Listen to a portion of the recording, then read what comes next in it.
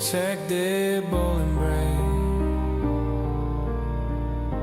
looked in the mirror and he saw his younger self.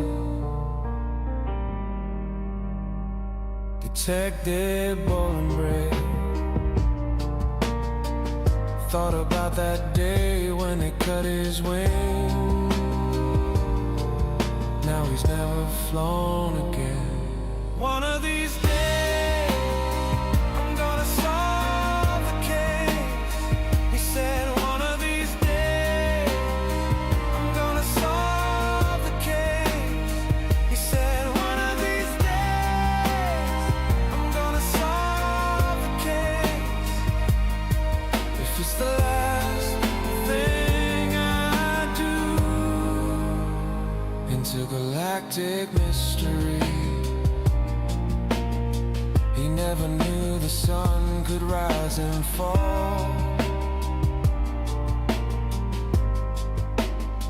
I know you're looking for me, and I know you're looking for you, and I know I'm looking for us. Somebody said I was never meant to be. I'm looking in the mirror and I think I can see you. One of these days I'm gonna solve the case, he said. One of these days I'm gonna solve the case, he said. One of these days I'm gonna solve the case. If it's the last thing I do. And he said, all I wanna do is save the day, and I can do it if you look the other way. Because all I wanna do is save the day, and I can do it if you look the other way. Because all I wanna do is save the day, and I can do it if you look the other way. All I wanna do is save the day, and I can do it if you look the other way. One of these days I'm gonna solve the case, he said. One of these days I'm gonna solve the case, he said. One of these days I'm gonna solve the case. If it's the last thing I do.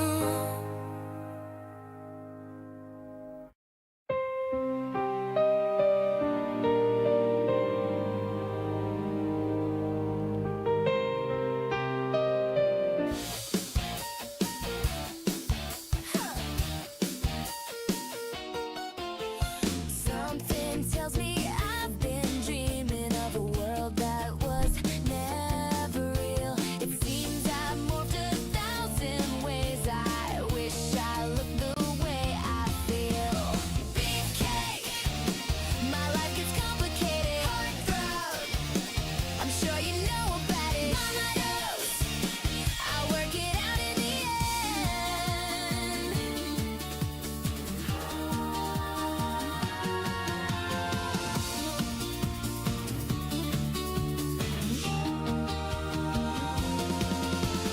Beefcake, my life gets complicated. Heartthrob, I'll tell you all about it. Mama knows, it's better when I'm with my friend.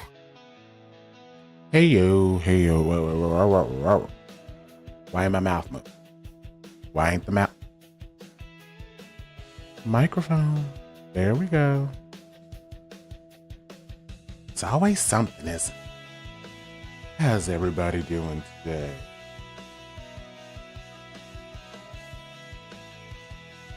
Oh my god.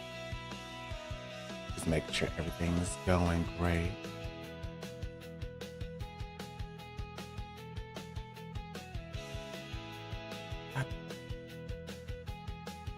Sorry, that song stuck.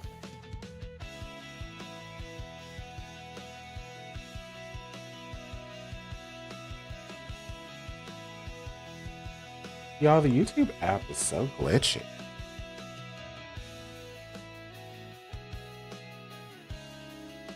Why is this app so glitchy? It will not show me. Hold on, let me close the app and open it back up. This app is glitchy.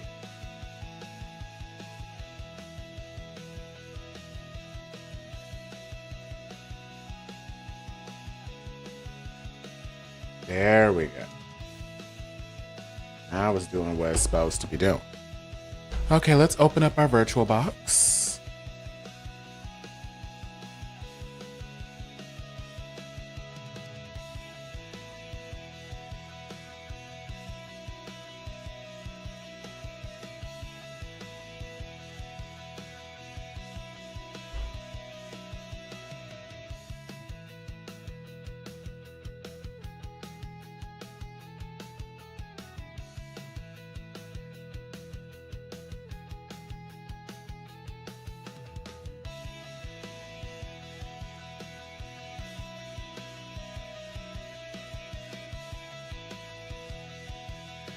Oh my gosh, hold on. Which virtual box was I using for Mario's Time Machine?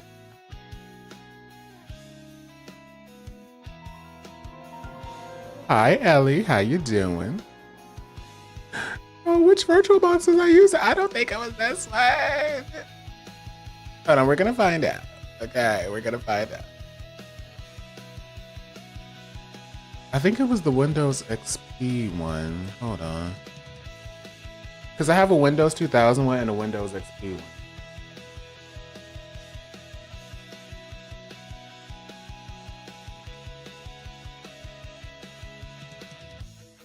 But I hardly use the Windows XP. I hardly use the Windows 2000.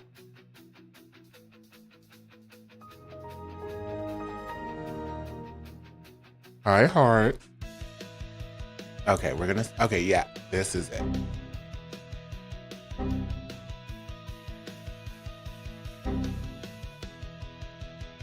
Not you giving me the doom. Oh snap! I don't have the right CD inserted.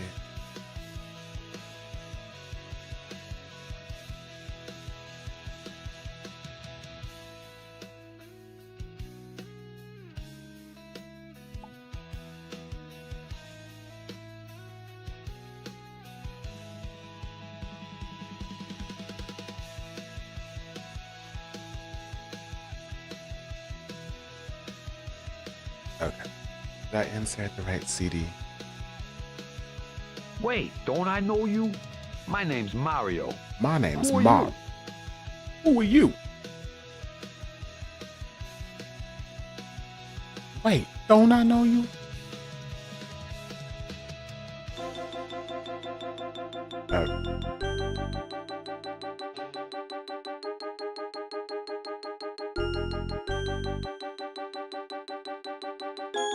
There we go. Let me make myself smaller.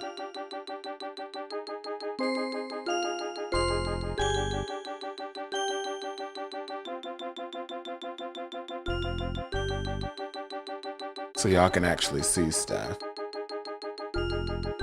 A magnet, London, 1831.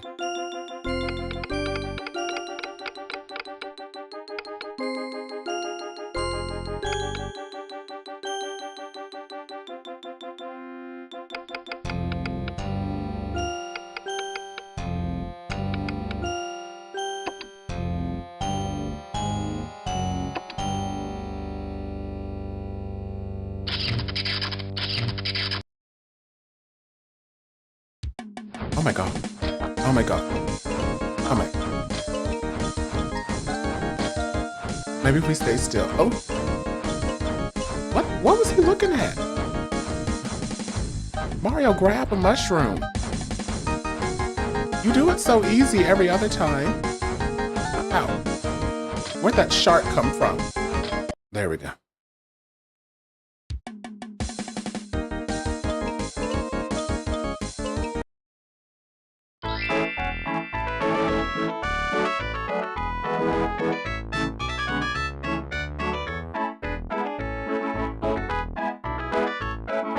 Okay, once again, we might have to gonna have to,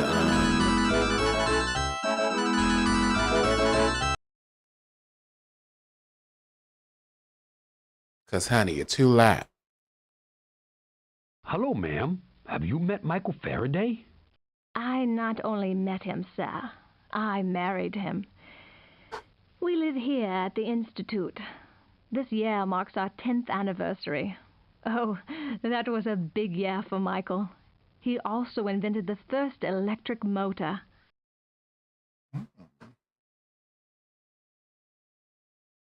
Wow. What did he do with it? Unfortunately, its use has been quite limited. For the last 10 years, Michael has been researching a way to generate continuous electrical currents, which would keep such a motor running.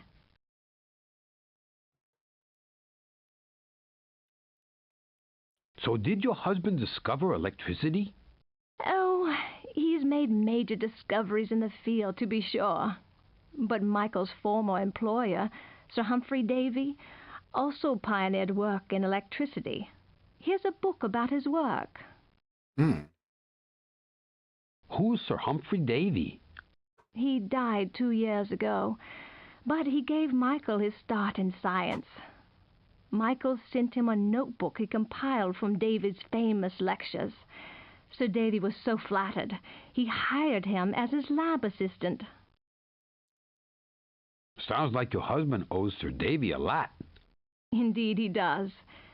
As an uneducated bookbinder, Michael was extremely grateful for the opportunity, even after Sir Davy voted against Michael becoming a member of the prestigious Royal Society. Oh, wow. I thought he was gonna steal his ideas. Yikes. Why did he do that? I believe Sir Davy was simply jealous. After all, his uneducated assistant became more successful than he. Oh dear, I wanted to bake Michael his favorite cake, but I'm out of chocolate. So she wants some chocolate. Hop. Hello there. I'm Mario. Who are you? Bonjour, Mario. I am here to see my old friend, Michael Faraday. I am Professor Gaspard Delarive, visiting scientist from Geneva. Have some Swiss chocolate, which we are famous for. Okay, there go her chocolate. Yummy, thanks. Do you recognize this? Ah, oui. That is a magnet, my friend. In 1819, a scientist called Ørsted found that an electric current would affect a magnetic compass. Faraday's research has taken electromagnetism much further. Did y'all play with magnets when y'all were little? I still play with magnets. I'm like, you're gonna touch, damn it. Electro-whatism? It is a very big word, no? Electromagnetism is a branch of science that deals with the relationship between electricity and magnetism. Do they have a good relationship? So many questions. You'd make a good scientist too. Yes, because a current can produce magnetism, Faraday thinks maybe the reverse is true, that magnetism could produce electricity too. You know a lot about him. When did you meet him? In 1813, when Sir Davy hired young Faraday and took him on a tour of Europe, Davy's wife insisted Michael be her personal valet. When I found out he was a scientist, I insisted You played with the he be repelling treated in. as Yeah. one. Oh my gosh, that was so fun. And then you like try to throw them together and they bounce away. Wow, is Mr. Faraday a good scientist? Oh, Monsieur Faraday is one of the greatest in the world. I traveled far to hear him speak, but I've lost my ticket for today's lecture. I'm afraid I won't be able to procure another.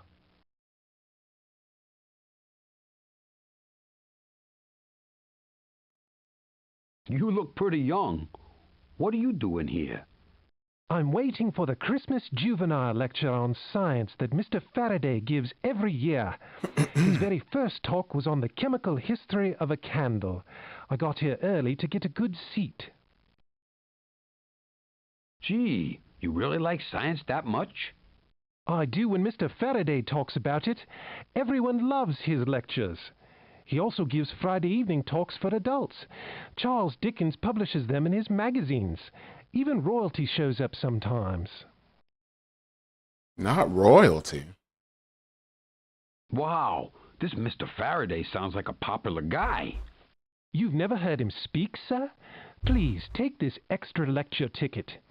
He's very well spoken, there's another ticket? even though he never went beyond the first few years of school. His family was too poor to send him. Too poor to go to school? When Michael Faraday was born in 1791, his father was a poor blacksmith. Michael had to leave school to make money. He worked as a clerk for a bookbinder, who later made him an apprentice. What got him interested in science? He read a lot of the books he made. He was binding the Encyclopedia Britannica and saw a section on electricity that really sparked his interest. So he began teaching himself about it. That's amazing. So he taught himself everything? Oh yes, he is mainly self-educated. But speaking of books, I seem to have misplaced mine. Conversations on Chemistry, about the work of another famous scientist, Humphrey Davy. And we have that too. But I don't. Ooh. Go away.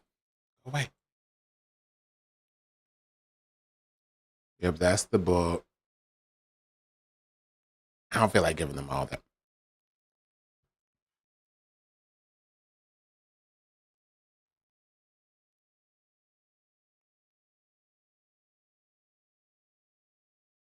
Have I discovered Michael Faraday?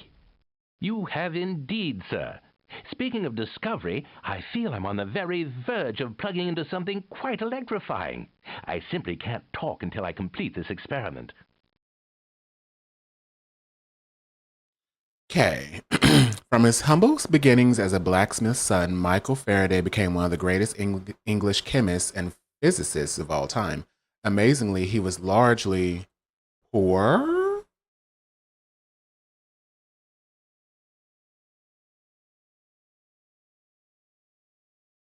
Uneducated?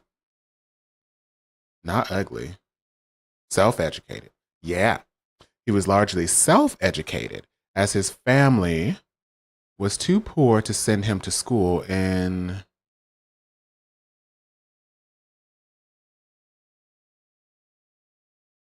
it was either 17 no. In 1831, Faraday proved that magnets can be used to produce an electric current, a discovery that made possible the electric machines that keep the modern world supplied with electricity. Oh. Power.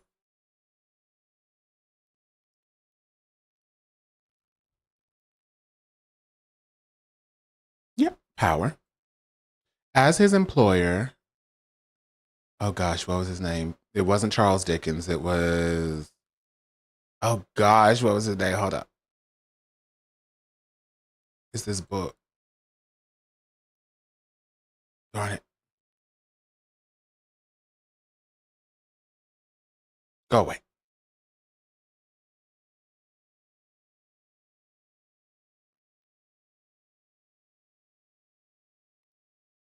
Hopefully the name pops out at me.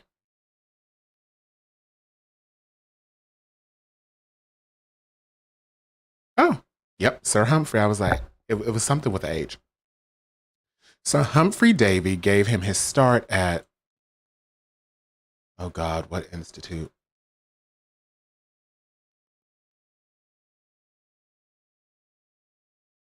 London? Because we're in London. At London's Royal Institute, Faraday opened up new areas of science with such discoveries as benzene, stainless steel, and the compression of certain gases into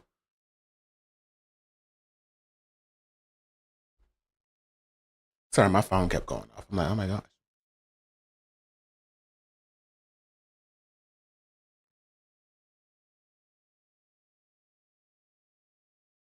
Nope, not electricity.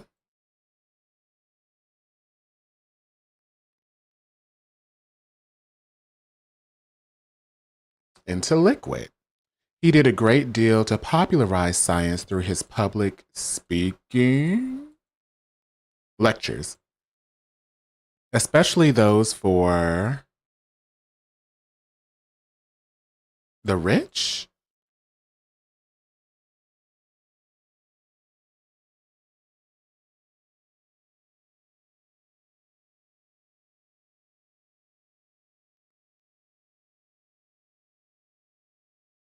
Aristocrats? Royalty?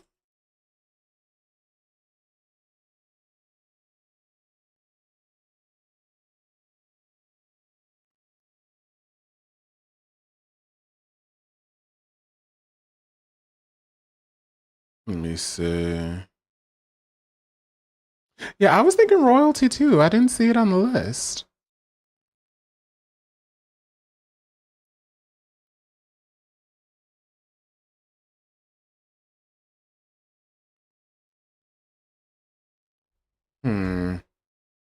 It's not for poor patrons.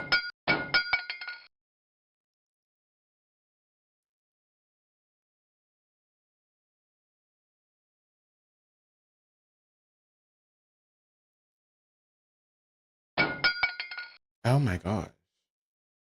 What's a goober?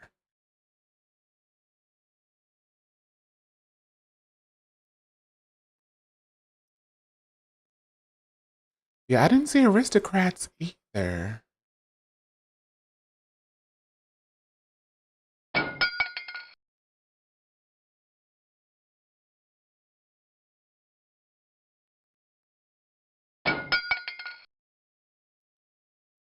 What I don't like is you can't like go out of it to okay, let's see.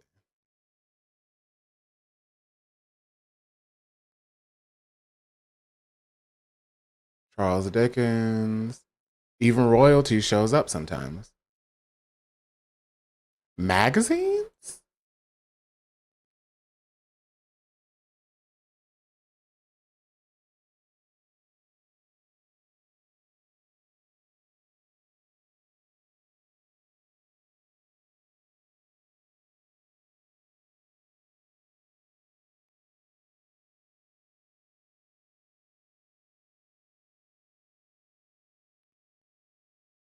Yeah, everybody loves his lectures. He also gives Friday evening talks for adults.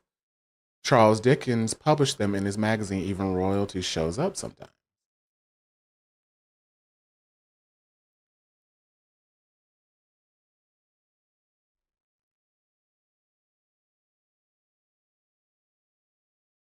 Oh, so I guess we didn't get that information yet. Probably should have gave somebody an item, especially those for children so admired by fellow physicists. As Faraday, a unit of capacitance was named the farad, and a unit of charge the Faraday. No other scientist has been doubly honored in this way. Well then, folks just love naming stuff after themselves. Mr. Faraday, I found your magnet. Good show, old chap. Look, just as I suspected. When I move the magnet through the wire coil, it generates a constant stream of electricity. Now I can build a generator for my electric motor. Fascinating.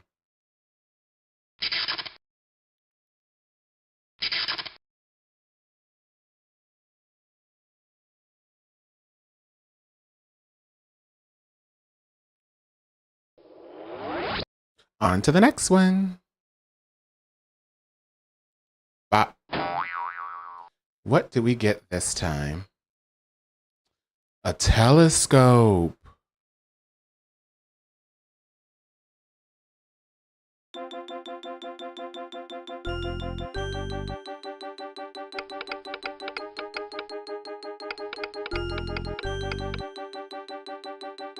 1610.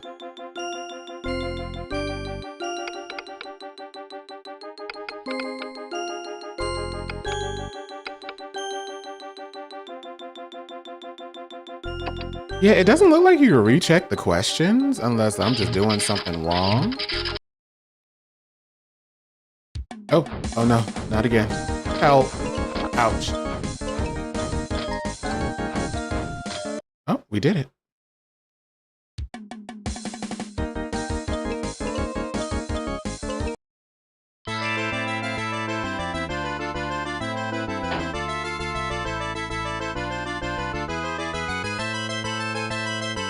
Okay, it's too loud.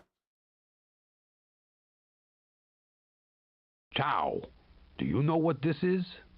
The answer to this question, signore. I happen to know it. If that's not a telescope, then I'm not a poet. And poetry indeed has gained me much clout. Take this a book of verse, if you have any doubt. They use the word clout? Even in the 90s? Wait. Did they use... Yo, because I'm not assuming they use the word clout in the 1600s. Did they use the word clout in the 90s? Late 80s? I mean, they must have, so... Thanks. Why did they name this a telescope? If your vocabulary you wish to enhance, the name means to see at a great distance. It is from two words, and those words are Greek. Tele and scope are the words that you speak. Wow! What do you know about Galileo? Ah, Galileo is a name that trips off the tongue. He studies the planets, the stars, and the sun. At first, these things appear to be way beyond reach, and that is why he came here to Padua to teach. You're pretty good. What else can you tell me? Galileo was born in Pisa in 1564 and told his father he would study medicine no more. He heard about astronomy, and that made him yearn. So it was mathematics he decided to learn. What does math have to do with astronomy? Excuse me, signore. I don't mean to be rude. As you can see, I'm in a fine poetic mood. I can tell. But reciting my verse is how I make my living, and something of value you should now be giving. So the way he used it in a sentence was pretty much the same way we use it. That's what threw me off. I was like, he was like, it has gained me much clout. And I'm like, oh crap, that's the same way we use it. I mean, obviously, you know, we might throw a little bit of spice in there, but I'm just like, oh. That just really threw me off. I was like in shock. Evening, Galileo Galilei. What's up? Just Galileo will do, son. Oh. Many wonderful things are up, but they are way over your head. Oh. I would share them with you, but I am unable to do so without my new refractor. Well, he told us.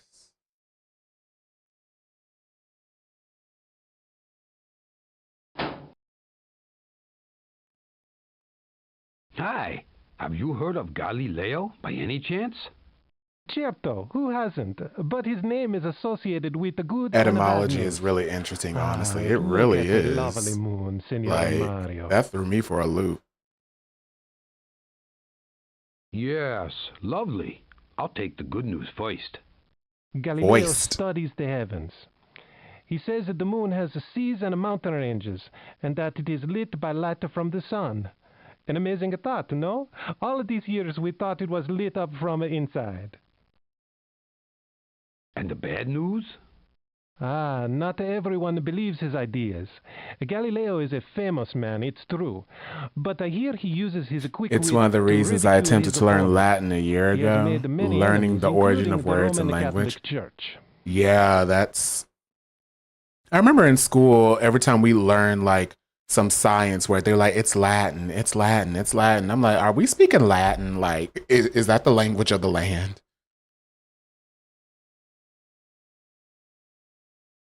Yikes.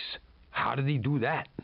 Yeah, I agree with Ellie. I heard Latin Greatest is like scientist of the ancient world. an insanely But Galileo difficult has language said to that learn. Like, Aristotle made many really errors. difficult. Ouch! Where did this ball come from?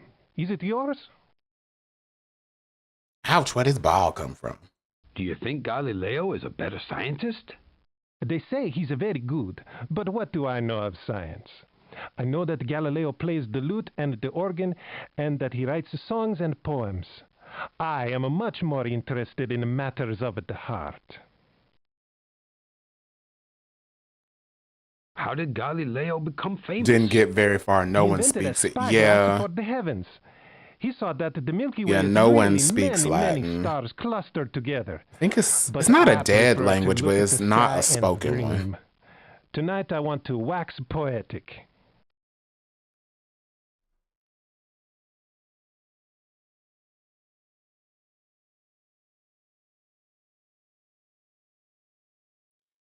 If you know a Romance language, you can learn Latin. Oh, so like French, you think? Oh, by the way, hi, Great Thailand. How you doing? It did help with the Romance language. Oh, okay.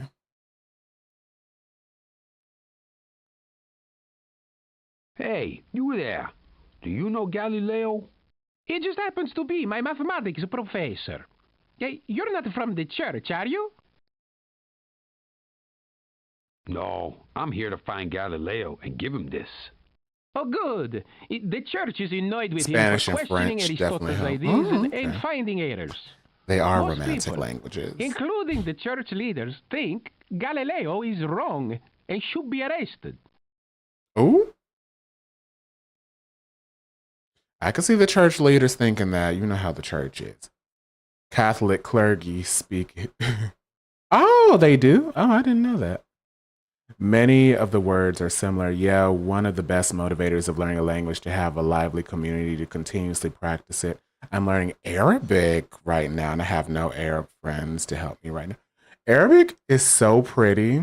One time I was watching like opening credits of a TV show, but I was watching it in multiple languages. So it was like every next video was like the show, the song in a different language. And Arabic just sounded so cute. I was like, ooh, I like how they said that. I had a witchy phase in high school, so Latin had a big pull. Safe to say I'm having a difficult time right now. Yikes. Like, what ideas did Aristotle have? Aristotle believed Spanish, that only French, the Italian, planets and Romanian circle the are Earth. Romance languages. But Galileo agrees with the Polish astronomer Copernicus, who says that the planets circle the sun. Yeah, I knew about Spanish, French, and Italian. I didn't know about Romanian, though. I didn't know that was a Romantic language. I hear it said Galileo was a bit of an inventor. I hear it said that Galileo was a bit of an inventor. True. Galileo is like Da Vinci, smart in many things. He perfected an air thermometer as well as this compass, which measures ratio and proportions. What is the astronomer working on now? Neglecting his math students, I can tell you that. Ever since he perfected the Dutch telescope by adding a second lens, he's been on one roof or another looking at Jupiter. What's he looking for? I can't talk anymore, Mario. I'm conducting an experiment based on Galileo's law of falling bodies. And I'm afraid I've dropped the ball. Well, here's the freaking ball.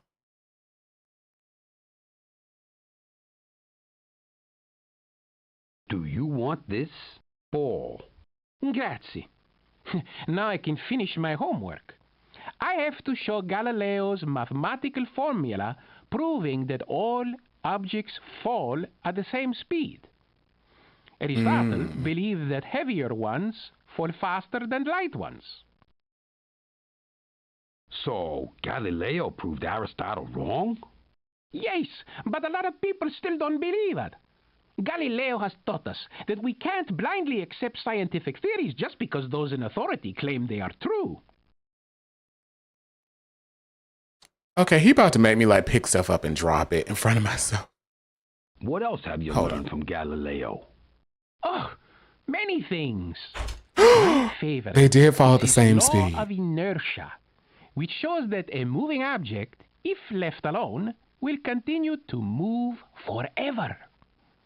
That is, if slowing forces, such as friction, could be eliminated. But you never said why he's looking at Jupiter. I bet he's looking for proof that Copernicus was right. You see, Copernicus was certain that our moon circles the Earth.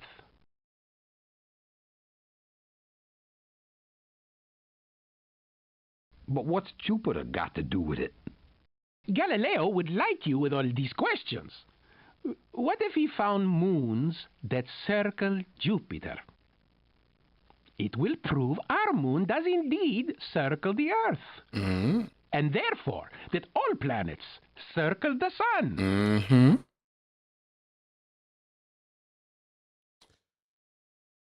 Did y'all see that TikTok of this dude going in on Jupiter? He was like, Jupiter moon hoarding ass got all these moons and just gonna give us one.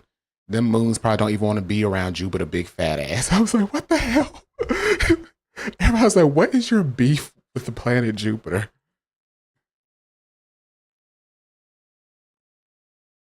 Fortunately for modern science, Galileo Galilei did not become a doctor as his father intended. A lecture on astronomy at the University of Pisa inspired him to pursue his talents as a mathematician instead. But when he began to question the ideas of, was it Aristotle? Galileo became unpopular with the ancient scientist's chief supporter, the Roman Catholic Church. Moving to, where are we?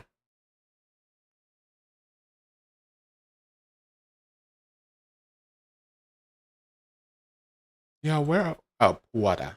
Puada. I'm probably not saying that right. Oh, you saw it, Ellie? Moving to Puada to teach the university there, he invented a proportional telescope, I'm assuming.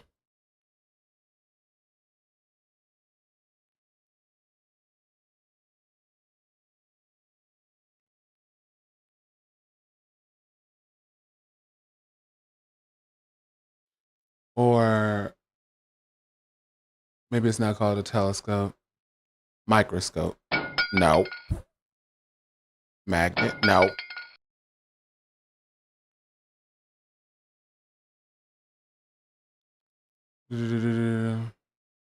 I feel like I'm back in astronomy class. There was a whole section on Galileo.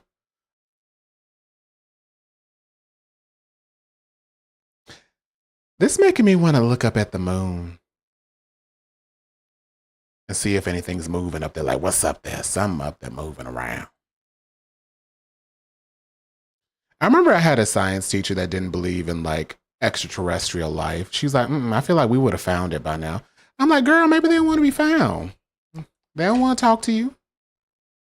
English is one of the most complex languages. We speak a language that is a mashup of Celtic and Scandinavian dialects, French and German. Oh, you know, when I took French, a lot of the words that were very similar was shocking to me. I think where I would mess up with French is like the masculine and feminine stuff. That's where I would mess up. I'm waiting for summer temps again so I can pull out my telescope again. Ooh. I highly recommend looking at the moon. I saw a shooting star. Oh my God, a shooting star. Did you make a wish?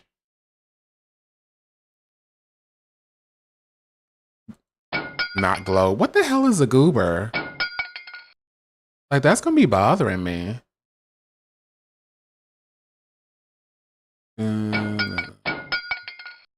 Also, as big as this university is, we probably just can't reach anyone else out there.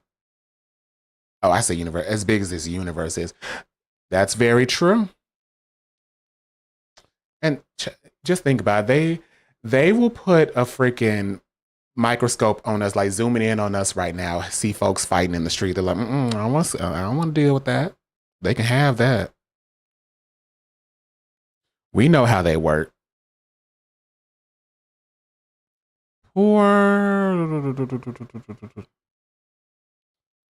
See, I forgot what the question was. I thought it was microscope, but it's not. And it's not vaccinations. That mask and femme words have been killing me. I remember in French class, one of the girls got real confused because, you know, she was testing us on if we could memorize which nouns were masculine and which were feminine. And this girl got mad because the car is feminine. And she said, I'm sorry, how is the car feminine? And the teacher didn't have an answer for it. She said, I guess the best you could think is like, you know how guys will name their cars girl names? And the girl was like, I mean, I guess. Okay, we're just going to go through one by one because I don't know what the answer is. Like, I feel like it would... Oh, a proportional compass and discovered the law of falling Oh, I didn't read the rest of the sentence. We're talking about the law of falling bodies and the law of inertia. We are one galaxy in millions. Imagine millions of other solar systems similar to ours. We can't be the only ones with life, intelligent or not. Yeah, those did get me with Spanish. I'm glad Japanese doesn't have those. Yeah, Japanese, it's a vessel like a mom's womb. Oh, most language grammar rules are just because that's how they said it. That's true. The car is feminine in Arabic too, and it's killing me on the inside. The car said, vroom, vroom, honey, vroom, vroom. And blank, after improving upon a Dutch invention, the telescope from Greek words for seeing a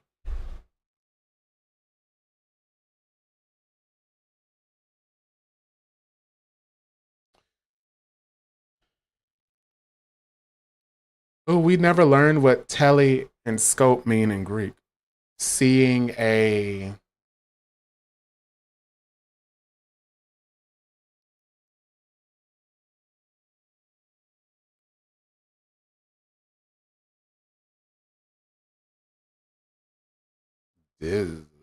distance? Oh, okay, I was right. Seeing a distance. Galileo made an amazing discovery. He saw moons circling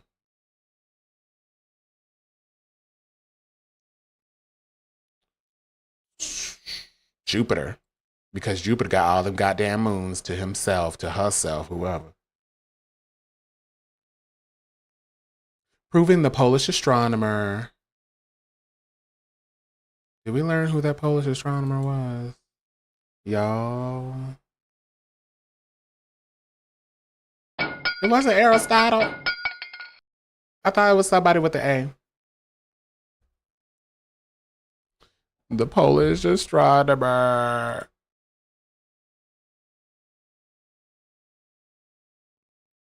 Not Thomas Edison. Not Thomas Jefferson. Not any of these people. Who is Wolfie?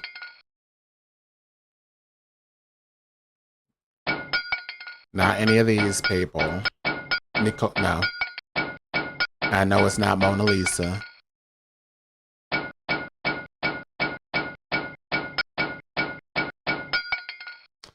There's not a lot of names on here. Why am I struggling? Oh, they did say Copernicus. Theory that the planets orbit the sun and not the earth. As Aristotle taught, Galileo known to be known to all by his first name, only is considered the founder of modern experimental science.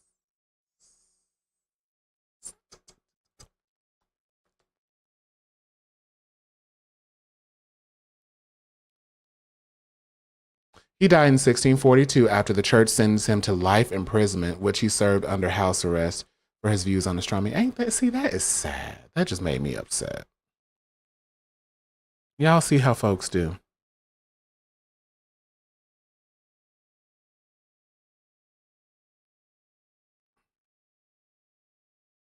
Will this help you get closer to your goals?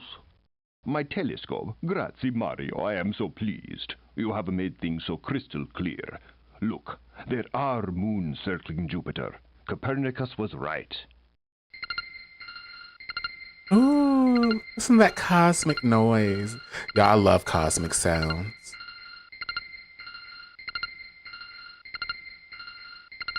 Look at him looking at stuff. Oh, that's so cute. That's a pretty image.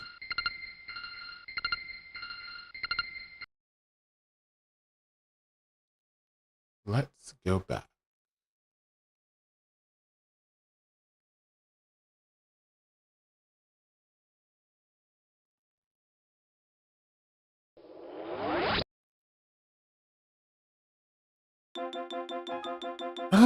It won't let me put it on low, only off.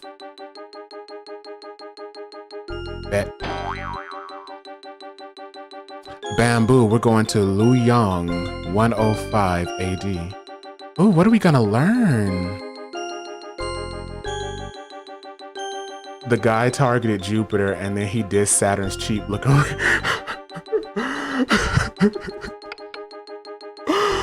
Now he dissed Saturn's cheap looking rings.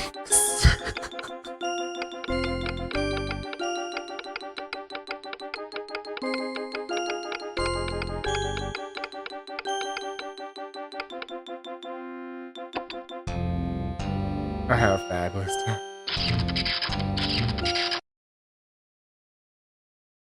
Oh my god. Oh my god, help. Oh my god.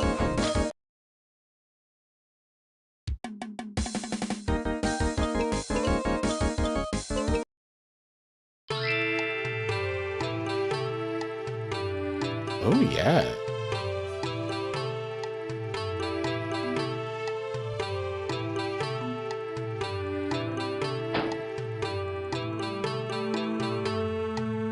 Why he coming for Saturn cheap rings?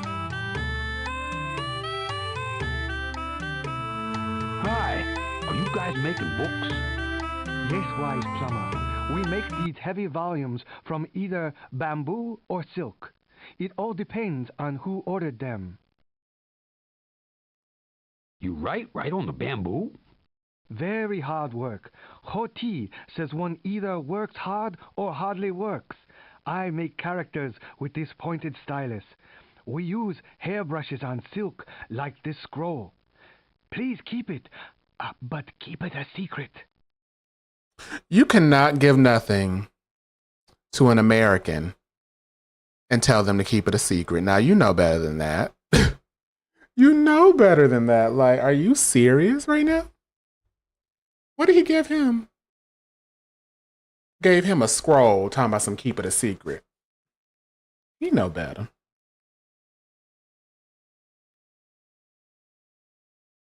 Thanks, but I can't read the characters. Always remember, if it's printed on silk, it contains the wit and wisdom of Confucius. Silk is expensive, so we use it only for our best work. Like, serious question. How do y'all feel about gatekeeping?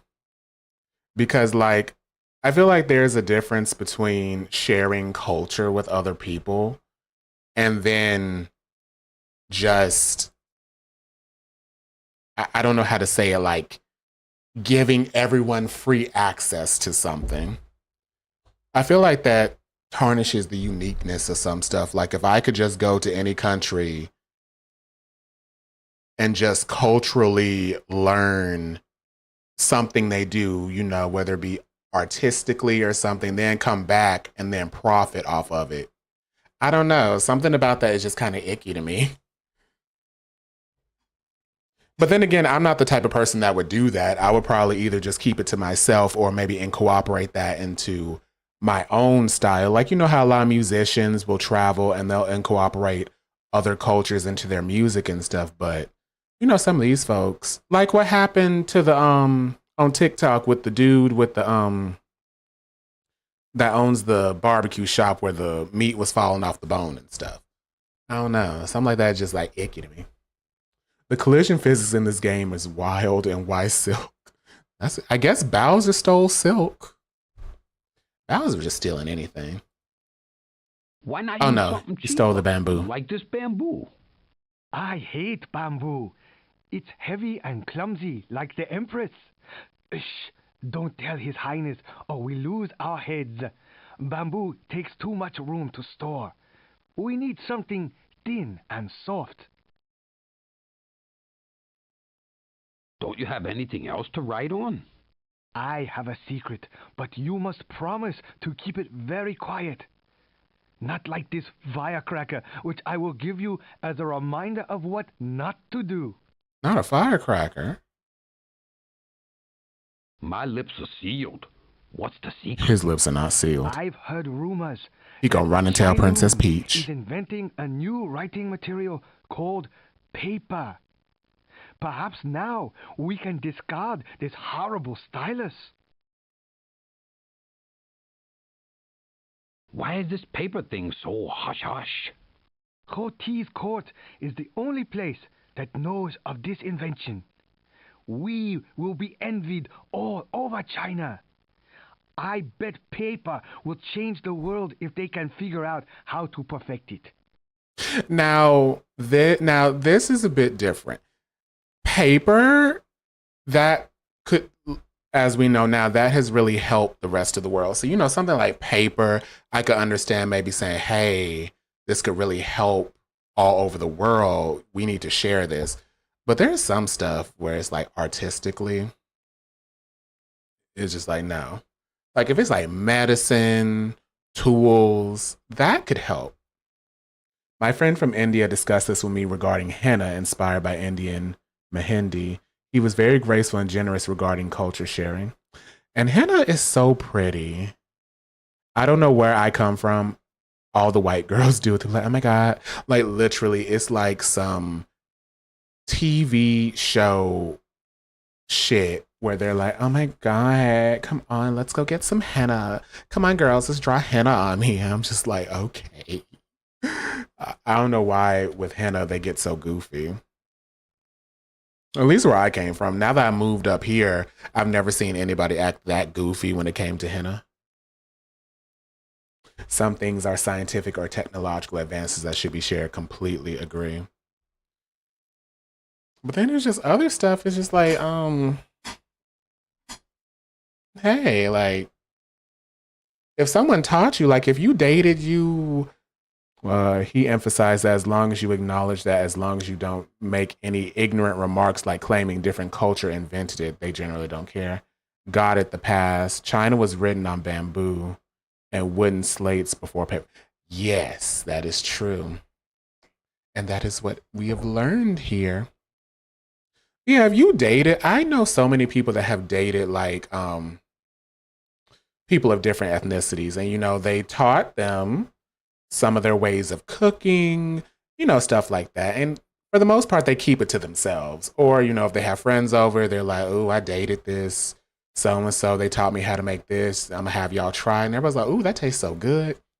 You know, stuff like that's cute. I think that's really cute.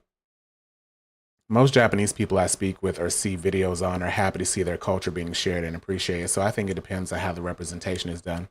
Yeah, I've heard that about I heard that about a lot of Asian territories. They're like, oh, I like how people are sharing and understanding our culture. My English grammar is faltering, so I'm very sorry if I'm committing typos. I didn't see any typos, Ellie. If there are, that means my reading is faltering. But I didn't see any typos. I do think most people like sharing their culture, and that even goes for like us black people. Like, I mean, there's a lot of black people that are like, y'all should stop, and what they say, we say, stop inviting folks to the cookout. But I think there's a lot of black people that enjoy sharing things with people, food, music, stuff like that. It's just, as Hart said, the bad apples that capitalize on it for their own personal gain and mess things up for everybody. And that makes a lot of people not want to share stuff. Do you know what this pole is? I'm too hungry to answer any more of your questions. Now he's Honorable hungry. Mario. Although I can't be mad There's at him. nothing like bamboo writing to build up an appetite. I can't be mad at him. I've been there before. I'm like, I'm too hungry to keep talking. Like, y'all gonna have to slip me some food or something. Hi, Ty. Time traveling's good. We learning about paper. They're trying to teach us about paper so they don't have to write on bamboo anymore. And we were talking about culture sharing and stuff. How's the designing other characters going? Or not designing other characters. You are designing new outfits for your characters. Okay, I already talked to him.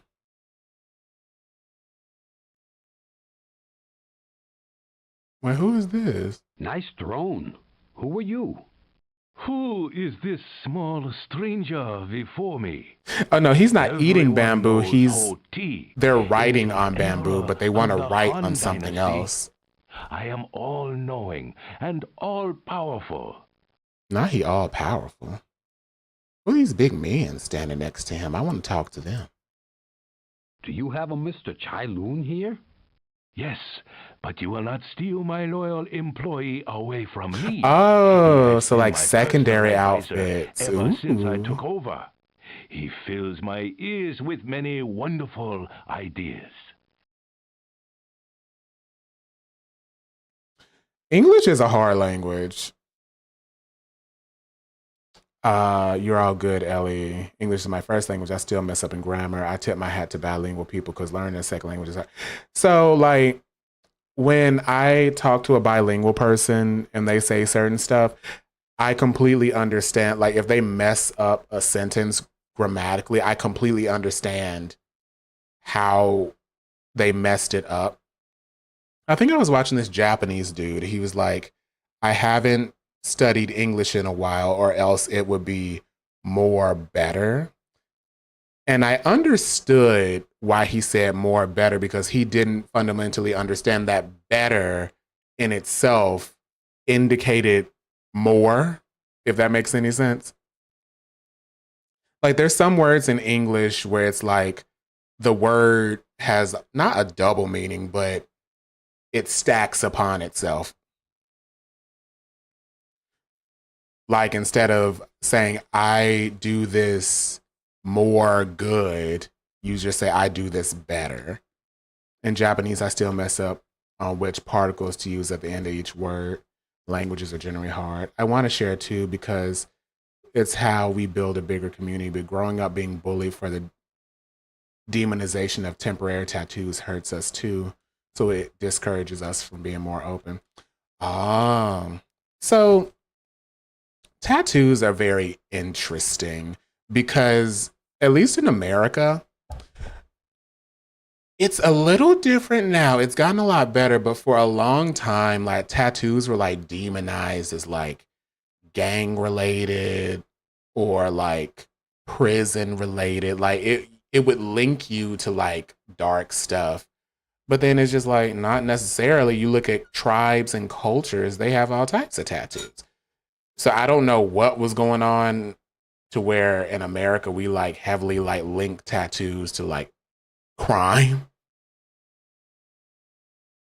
Maybe it's because the eroticization of groups who are the minorities, culture vulture is more damn. That is true. That is true. The eroticization, you are very right. I'm taking a weekly Japanese class. It's hard but fun. Those particles are a trip. You don't like tattoos and refuse to get one? So I used to not like tattoos at all. Like, it wasn't like if I saw somebody with a tattoo, I was like, ew, you have tattoos. But I didn't like them aesthetically. Now I'm just like, they're kind of sexy. What era is Mario supposed to be in? He is in 105 AD. Oop, go away. Oh my God, go away. 105 AD. What dynasty did he say? In the Han Dynasty. So we're in the Han Dynasty. Is that Mulan? Where Mulan was in the Han Dynasty? But now I'm like, tattoo's kind of sexy.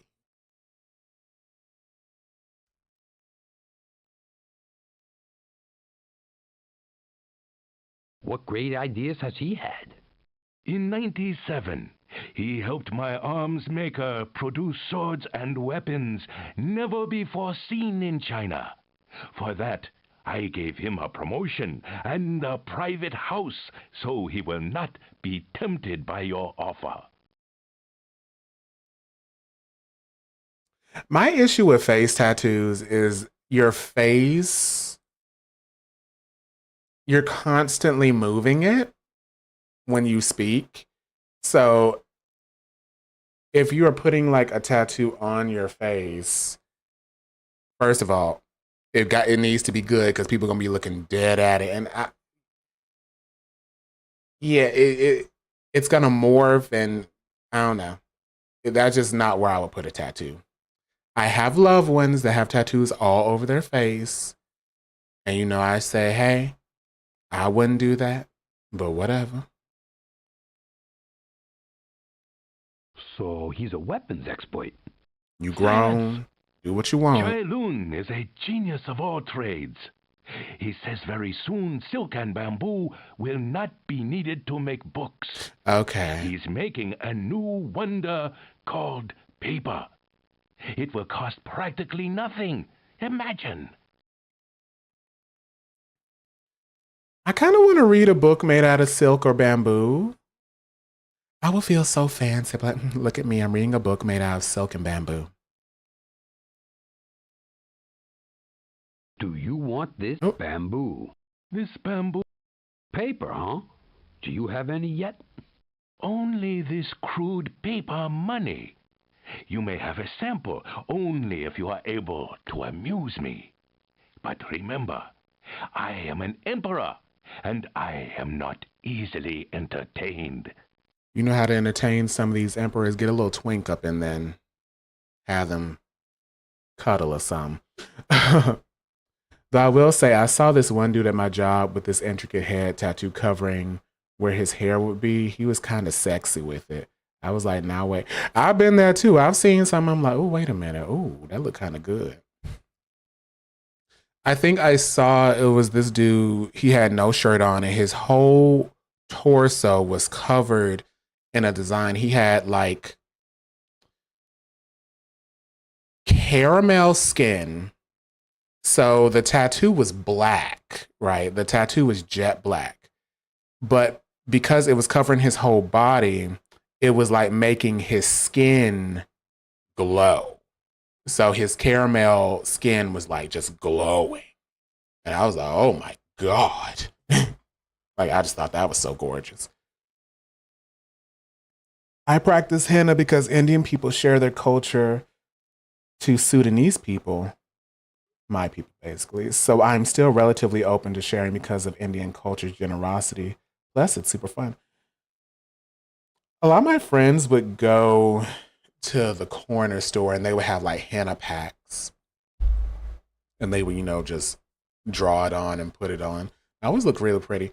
Although, like Sagat, you can test out live design.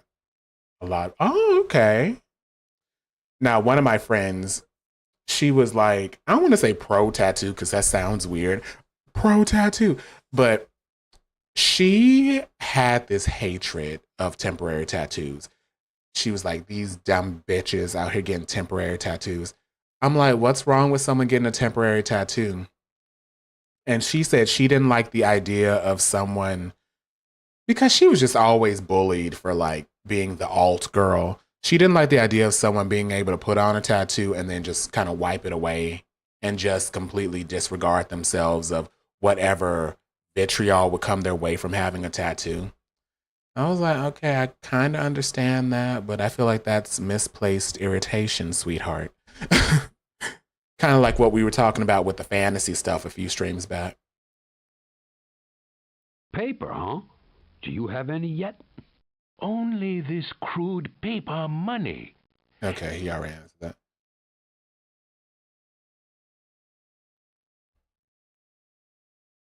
Hi. This looks like a good place to hang out. I like your dry humor.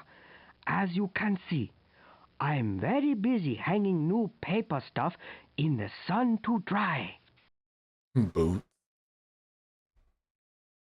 Wild as an alt person, she was against someone expressing themselves temporarily. And I understood where it was coming from, but I was like, that's misplaced. Like, be upset at the people that made you, that tried to make you feel bad for expressing yourself. Don't be mad at the people that have found a way to temporarily express themselves. I just didn't think that was fair. How long does it take to dry?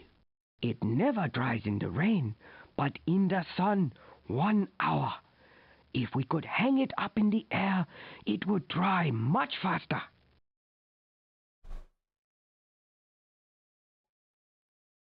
So on sunny days, you do nothing? On sunny days, you do so nothing? Many jokes.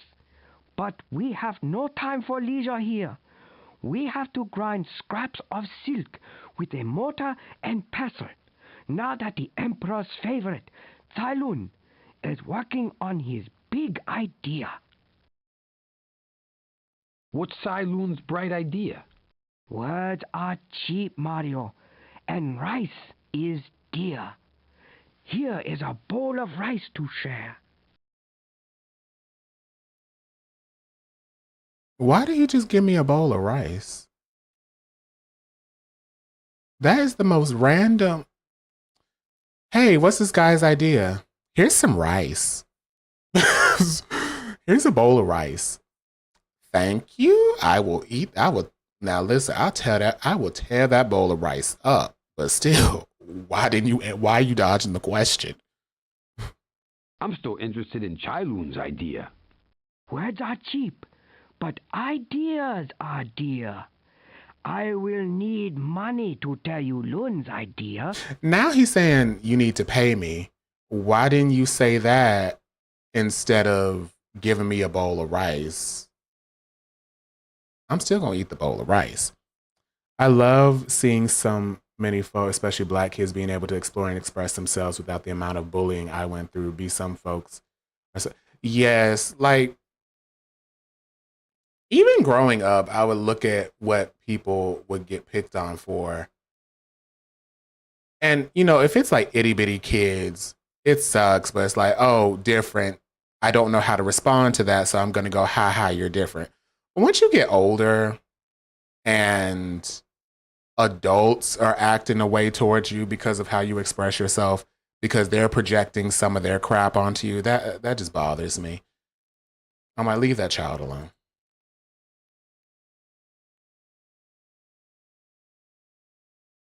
Hi, I'm Mario. What are you doing here? Greetings, Honorable Mario brother.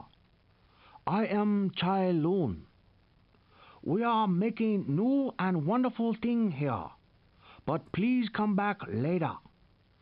I am having a most trying time with the drying time. Like, I've had to just tell older people, I'm just like, look, just let folks do what they want. Like, I know so many older women that do not like it when guys have long hair. Like, it bothers them.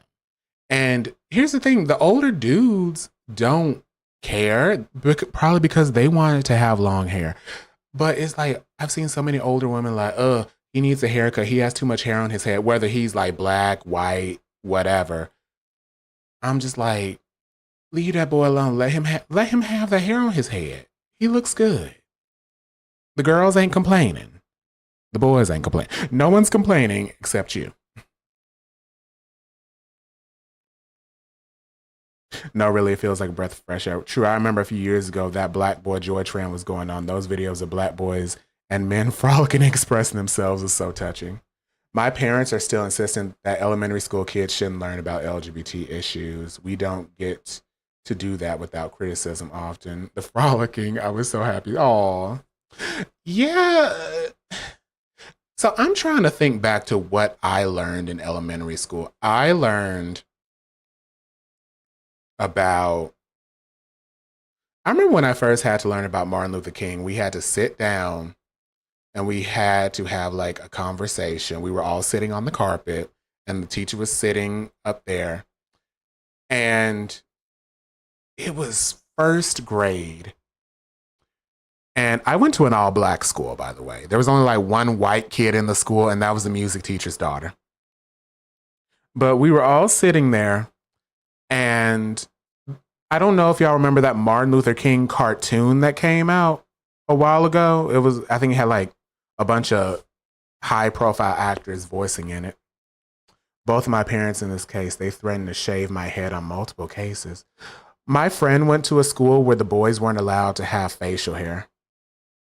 And that, let me just tell you, I wish I would go to that school and they bring me somewhere and tell me, hey, you need to shave this off. We're going to shave it off for you. Then I came home.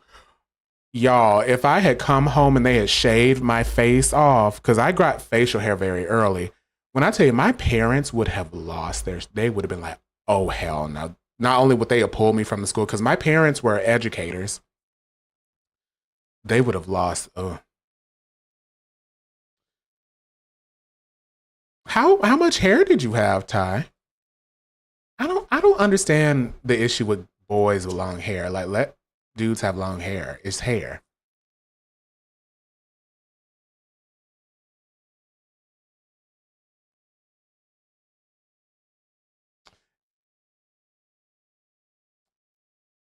So, Ty, were they gonna like shave it all off like a buzz cut, or were they just gonna like trim it? Not, it's bad either way, but I'm just trying to like paint, like, that's crazy. My parents never threatened to shave my head. They told me, if you want to have your hair long, it needs to be styled. They didn't actually do it. It was down to my collar. I had a Beatles look going for a while. Oh. See, that doesn't make sense to me because everyone loved the Beatles. Everyone loved the Beatles and their hair. So like what's wrong with you having Beatles hair? It's crazy. Like in the 60s and 70s, men weren't running around with mops on their heads. Long hair on boys is so normal. Exactly. I don't know what. And listen, I love me a clean cut looking dude. I love me a clean cut, low fade. But this whole dude shouldn't have long hair, it's for older generations, it's out of control. It's just like that's out of control. And it's always only it's always only the older women saying this. You need a haircut. You got too much hair on your head. Meanwhile, the younger women are like, "Oh, that looks cute. I love it."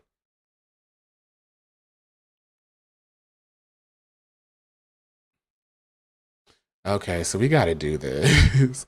I have not been paying attention to anything but a paper. I also had a job where they require everyone to be completely clean shaven. I never fully understood that about jobs either. It's like, look, as long as I'm in uniform, what's the problem?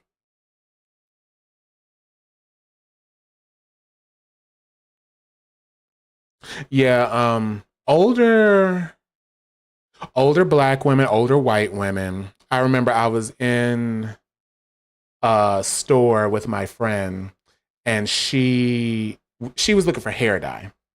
And this white boy was in there.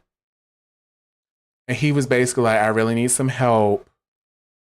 My mom really wants me to cut my hair. And he had very coarse hair for like a white guy. You know, like, everyone's hair texture is different. Well, this was like a white guy and his hair was very curly.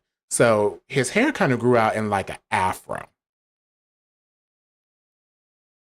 And no, his mom was there with him. I remember his mom was there with him and she's just like, we need to do something about his hair. We need to figure out how we can straighten it, and we need to cut it because I don't like his hair looking like this. Like, she was going off, but that was his natural hair. He didn't do anything to it. He just had very coarse hair.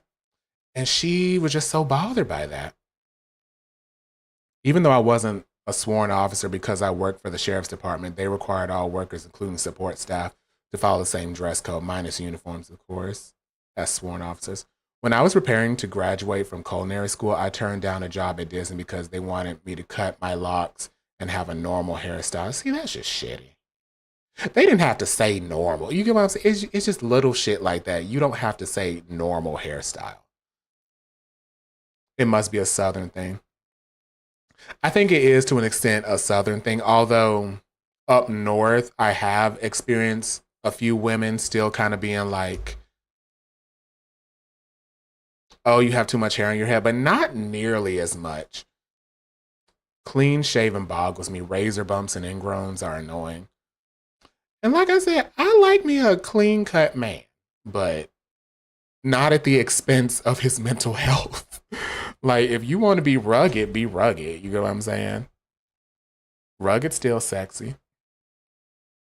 Most people have never heard of him, but Tsai Lun made one of the most important contributions to modern civilization, a favorite employee of Emperor Hou-Ti, who ruled China during the Han Dynasty.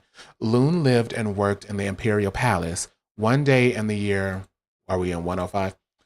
He presented the emperor with samples of what we now call paper.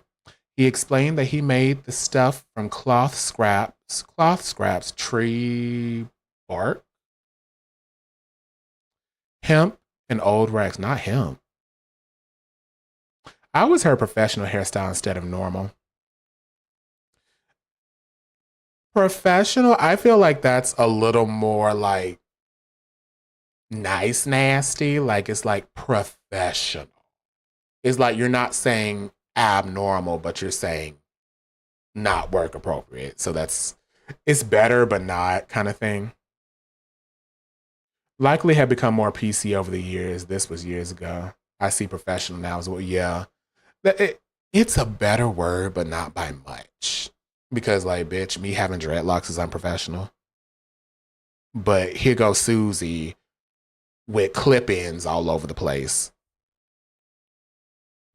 And what they really mean is, like, they think it's distracting because they think people aren't used to that. But it's like, do you go outside, bitch?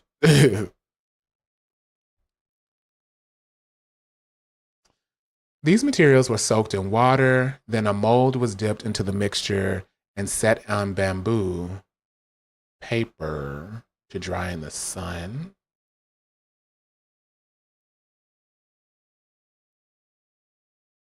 It's not paper. Now, if the man was stacked with some facial hair, who these ladies complain about long hair?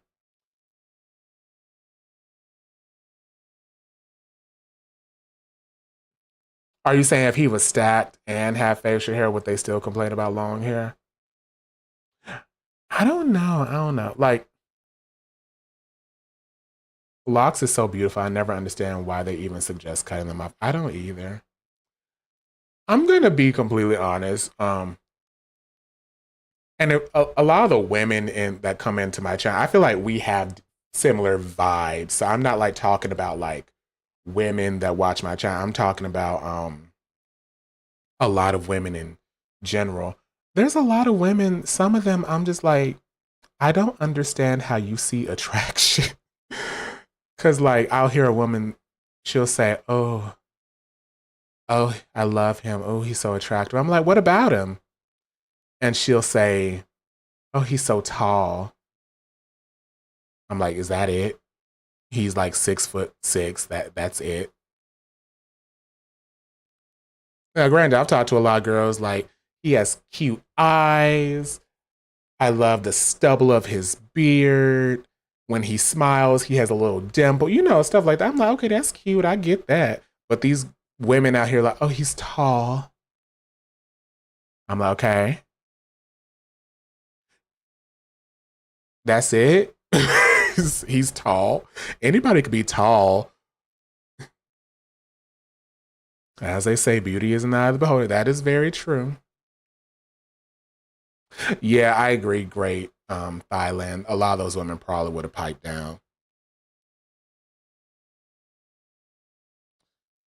What was even this question? We're just gonna go through. It was something.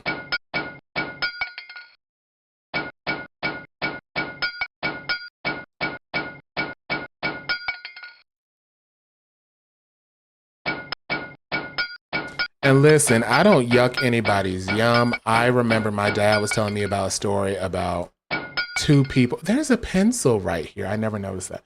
Two people that he and his brother thought were just completely hideous.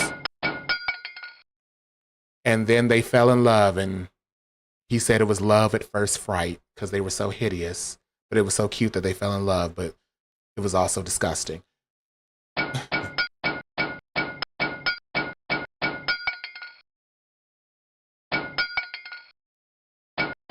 What was even this question? I don't even remember what this question was. What the hell is a goober? That's bothering me. Sound bamboo frames to dry in the sun. The emperor was very happy.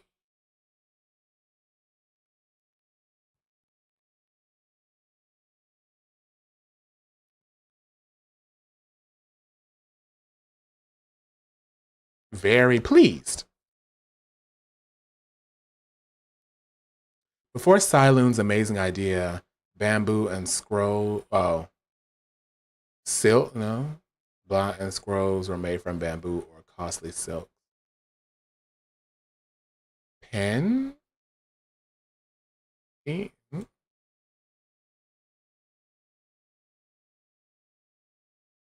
Not paper. What did they say? Hold on.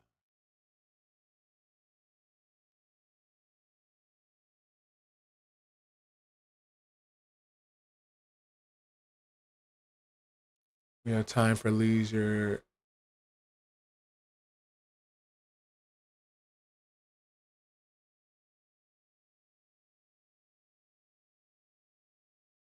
That man really gave me a bowl of rice for no reason. Books.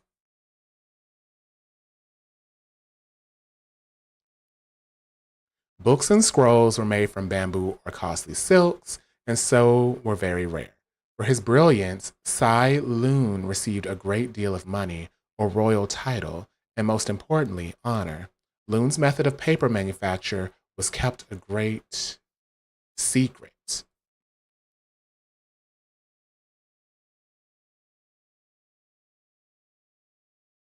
It's kept a great secret, and craftsmen were often abducted in order to force them to tell their secrets. Although Sai Lun was disgraced later in life and took his own life, Han Dynasty records show him to be a remarkable inventor. Now, see, that is tragic. Why is this Mario game messing me up so bad? Like, that makes me upset. And those poor abducted men, they probably tied to a chair, took their shoes and socks off, pulled a feather out, was tickling their feet and stuff.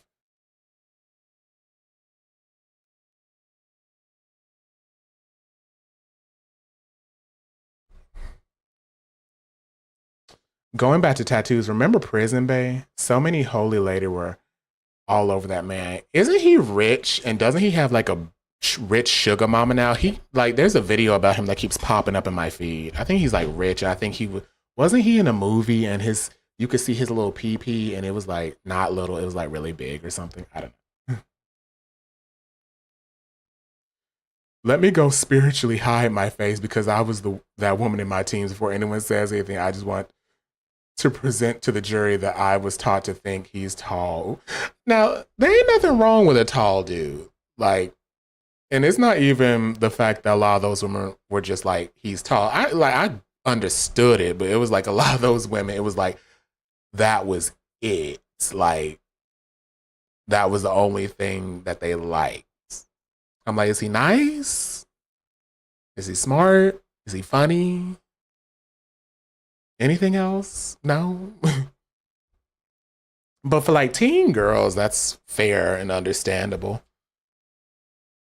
The only time I really like side eye people's tastes in other people is if they're like in their 30s and 40s and still thinking that way. I'm like, now look, you've had time to not be, I don't know.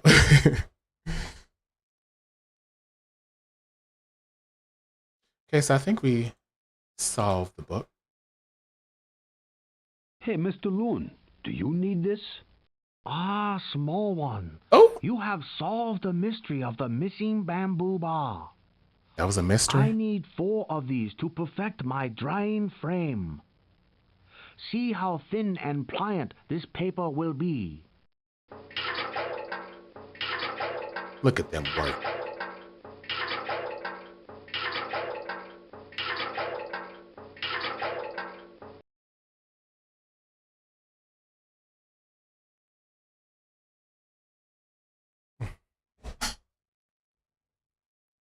Because I knew some girls in high school, they were like, it was this one, oh my God, y'all, it was this one dude. Now, if I remember correctly, face was not bad. Face card was not bad. But he was like one of the only kids in our school that had like scene kid hair. Y'all know what I mean when I say scene kid hair. Y'all know, we all around the same age to some extent. You know what I mean by scene kid hair. He was like one of the only people in the school that had scene kid hair. And some of the girls are just like, oh my God, he's so hot. Now, I thought his face was attractive.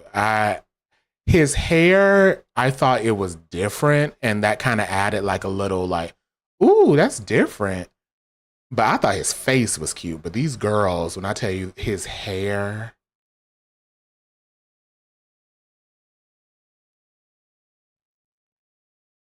I think the side eyeing is very necessary and valid because OMG, the way we used to look for partners back then was superficial. I mean, guys are pretty bad with it too, though. I will say, gay and straight. Gay dudes be like, he got muscles.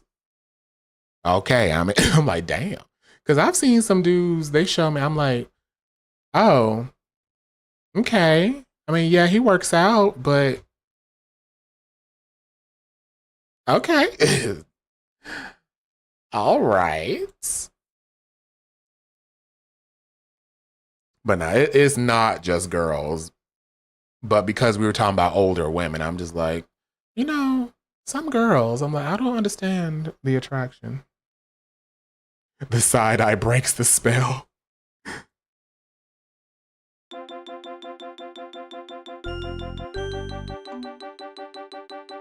Ah. A flask, 1885 Paris.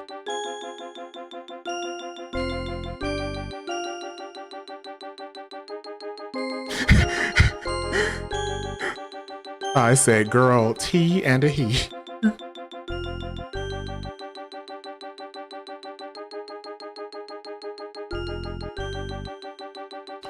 I remember there were a lot of black girls.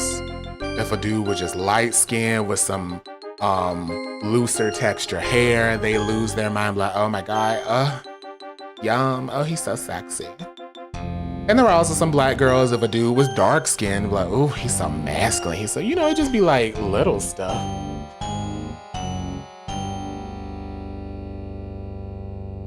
Say, yeah, high school me was like muscle over mind a lot. To be fair, adult me still loves it. I love me a himbo too. So I am not exempt from that.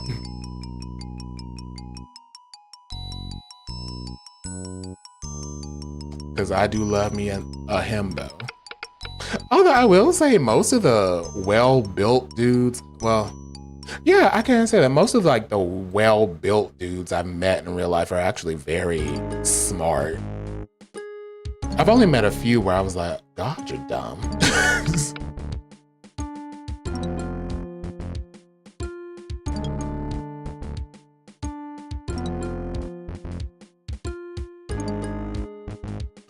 Ellie said, himbos are so cute. I don't care. I approve. Okay, guys, we're going to Paris, aren't we? We're going to Paris. Paris, France. Oh my god, ouch. Yo, what is this shark doing here? This shark needs to leave me alone.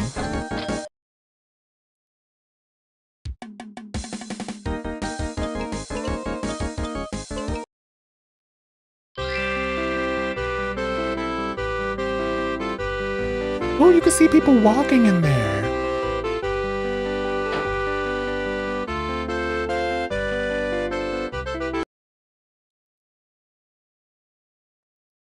Many of them are very smart, especially about physical health and how the body works. Yes, yes, very much so. And I be sitting here like, ooh, teach me about the secrets of looking like a himbo. Although I'm sure there's a lot of stuff that other people don't understand. Like I remember I was talking to my grandma. My grandma could not understand why men like girls with big boobs. I was like, Grandma, what? She's like, I don't get it. I wonder when big boobs are gonna go out of style. I was like, Grandma, big boobs? You don't get why men like women with big boobs? Excuse me, sir. I hope I'm not intruding. Not at all, monsieur. Normally, I would be assisting my friend and colleague Pasteur, but as I am no longer a part of his experiment, I have some time to chat. Oh my God. I just read what you said. Dating was next to impossible for me growing up due to the homophobic environment, plus so few gay people that were out. And the only one I knew was sent to prison. Oh. The only himbo I've met in IRL was an adult entertainer. I was like, oh, that makes sense. Ooh. So for me, growing up in the South, I think there were a few people that were out. I didn't pursue dating. I considered myself an asexual. Yeah, and I just didn't even really try to think about it because my dad really wanted me to date, and I was just like, why you want me to date so bad? Why can't I just focus on myself right now?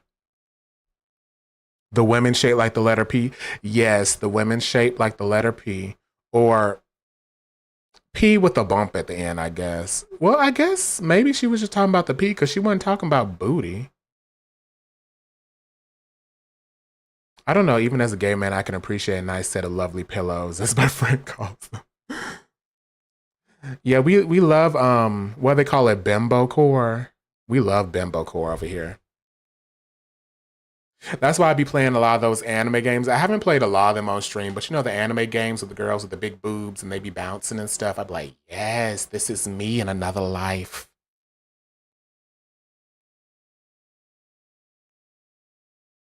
This is tragic. That's tragic. Yeah, my grandma did not understand the appeal of women with big breasts. I was like, okay. Then my friend's grandma, she did not understand the appeal of seeing people naked. She was like, I don't understand why anyone gets turned on seeing someone naked. But she was also a nurse and she constantly had to deal with naked people. So I was like, okay, I kind of get it. You have to see people, you have to see naked people at their worst. She was also very fat phobic.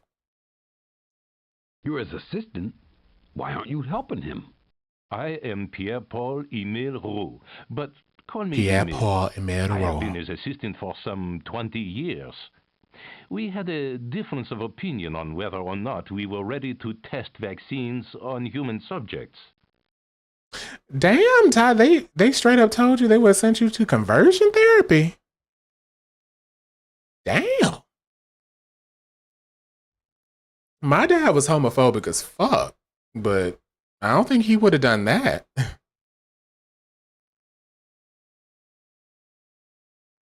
When I was in high school, there were two out gay people, a guy and a woman. I was a sophomore, he was a senior. I was obsessed with him, like, OMG, you're black and gay, I must follow. Oh, that's so cute. We're talking dating. I barely date people too. I tried flirting with people, but OMG, religious trauma got the best of me and barely went out with anyone. Same. Right, hearts? I'm like, damn, Ty. They was. Why would you? I was just like, why would you admit that? More so, my mom. She's hyper religious, and even today, she's trying to get me to date girl. Oh, Ty. So my mom died. I'm trying to think. So she walked in, and I had on TV this video of like this dude ripping his shirt off, and she's like, "What is that?"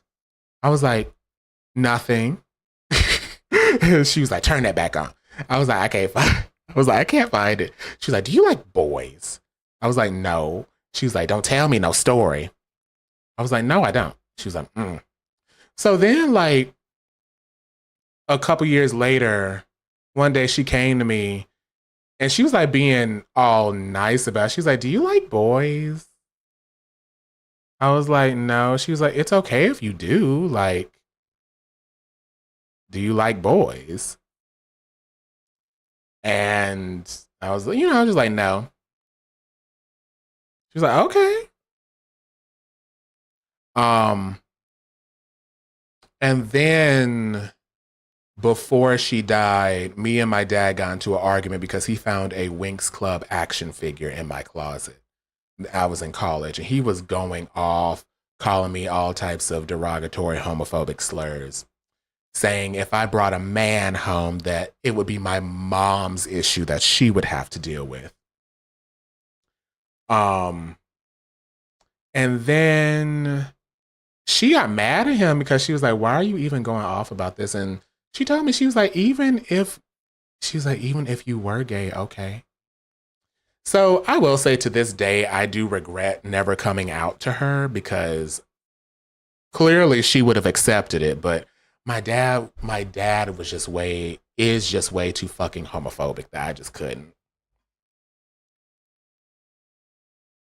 Well, you say grandma was about the OG slim thick life. She probably was. Mom and the ship is past, let it go. Oh goodness.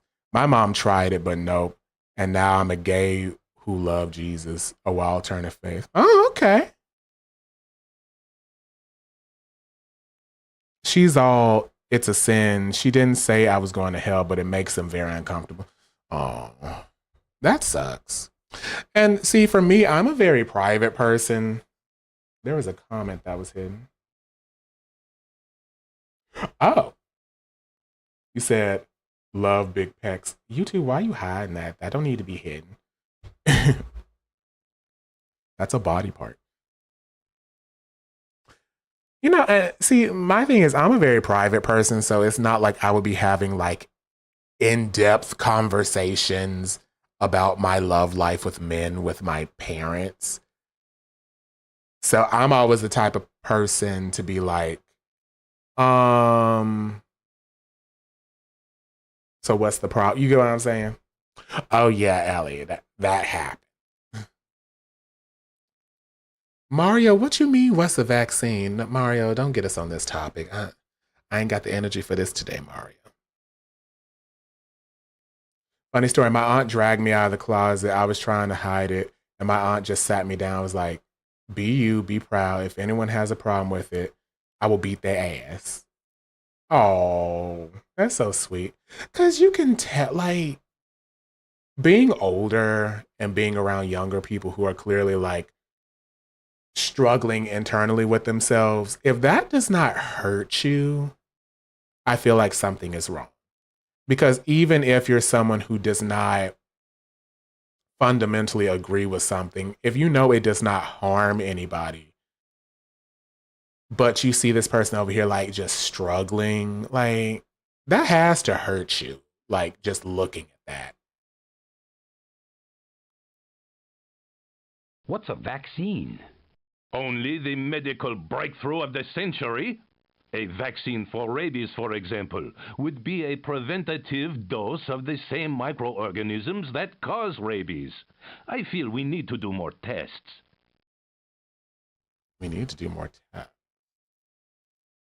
So Pasteur is a reckless man. Oh no, monsieur. He looks at everything with minute care. It's just that this little boy, bitten by a mad dog, will surely die if Louis is wrong. Oh, shoot. He is Rabies. staking his considerable reputation on this. Oh, crap. Not rabies.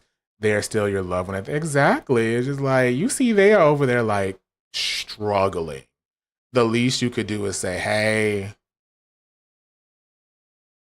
maybe I don't agree with it. Maybe I don't think that's what you should do, but I see you are having a hard time. At the end of the day, you're not hurting nobody. I'm never going to kick you out. I'm never going to deny you of any, and I feel like that's all you need to say, because especially like when you have children, there's a good chance that your child is not going to turn out to be the ideal person that you imagine, and that you just have to accept that. Your child could come out and, oh my gosh, I did not even mean this philosophically or metaphorically. Like, I was about to say, you like a certain football team, they like another football team. Play for the opposite, go for the opposing team. It's just like, it just is what it is. I was thinking the same thing. I'm aching just reading everybody's stories. I cannot comprehend why it's difficult to be more understanding. The mental relief from having a safe space is so good for a growing child. It is. I feel like parents don't understand that. Like, what was that TikTok where that dude said he was going to put his son out on the streets because he had fingernail polish on and eyeshadow? I'm like, you going to put your son out on the streets for that? And Sally, I'm closeted too. I think I might never tell my mom. I've, to this day, never told my dad. And you want to know what's funny? He had a conversation with me. And he was like, people just need to understand you. They just got to understand that you're different. And that's okay. I was like, oh, he's finally getting me. He's like, they just need to understand you're different. You're different from other boys. I was like, oh. And then at the end of the sentence, he said, as long as you're not a F word. I was like, oh, okay. Got it. So as long as you're not an F word, we're good. I was like, oh, so we're not good then. We spoke on that previously. My parents feel like their child is meant to be their copy or a chance to relive their youth and get upset when they become an individual. Exactly. Yes, Ellie. I love it. Hearts is like, I take back now. And this conversation was 5 years ago, 5 or 6 years. It was a more recent conversation. And I was like, oh, and here's the crazy thing. Him even saying all that was like shocking, because I was like, oh, crap. Because normally the smallest thing he sees me own that's feminine, he's blowing a gasket. So I was like, oh, okay. And then all of a sudden, as long as you're not an F word, I'm fine. I'm like, oh, well, we're not fine then. You mean he doesn't know if it'll work? He knows it works on animals like this rabbit. It has been vaccinated and is completely healthy. Please take it as a gift, an example of Pasteur's great achievement. Did he just give me a rabbit? Thanks. I had no idea chemistry was so exciting. Oh, oui. Sometimes it is exhilarating, to be sure. But mostly, it is hours of careful observation through microscopes in a cold lab like this one. Brr, pardon me, I must go turn up the furnace. Did he give me a rabbit? Oh, look at that bunny rabbit. That is a cute rabbit.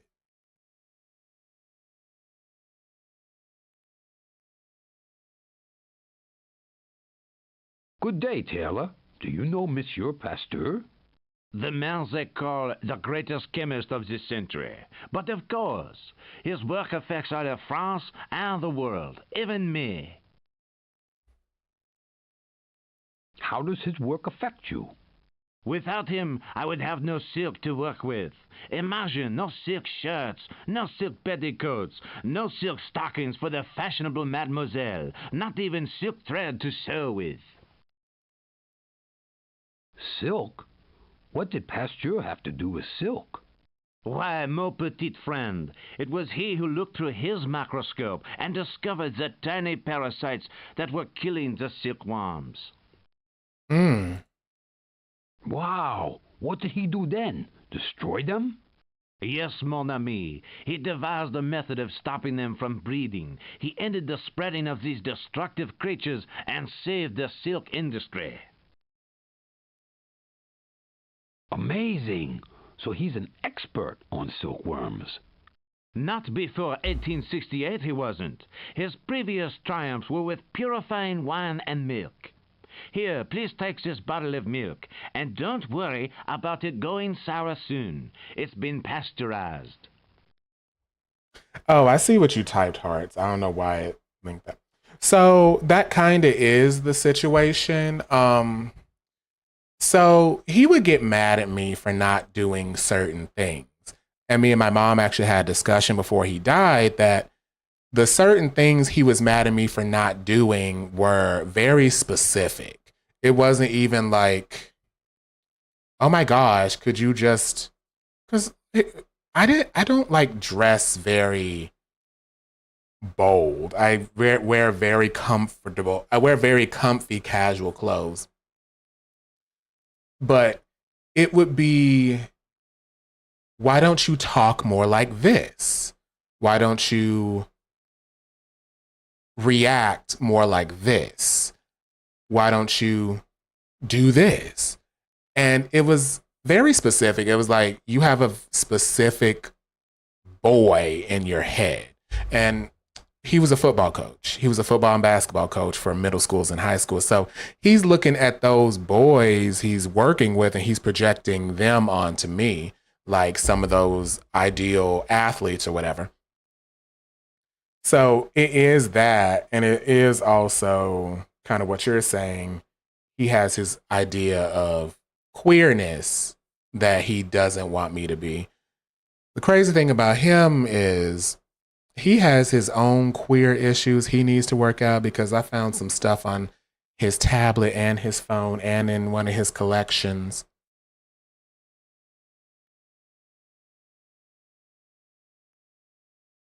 I'm a mask presenting cis male. It irritates me how folks try to dictate how gay people try to perform it. Exactly.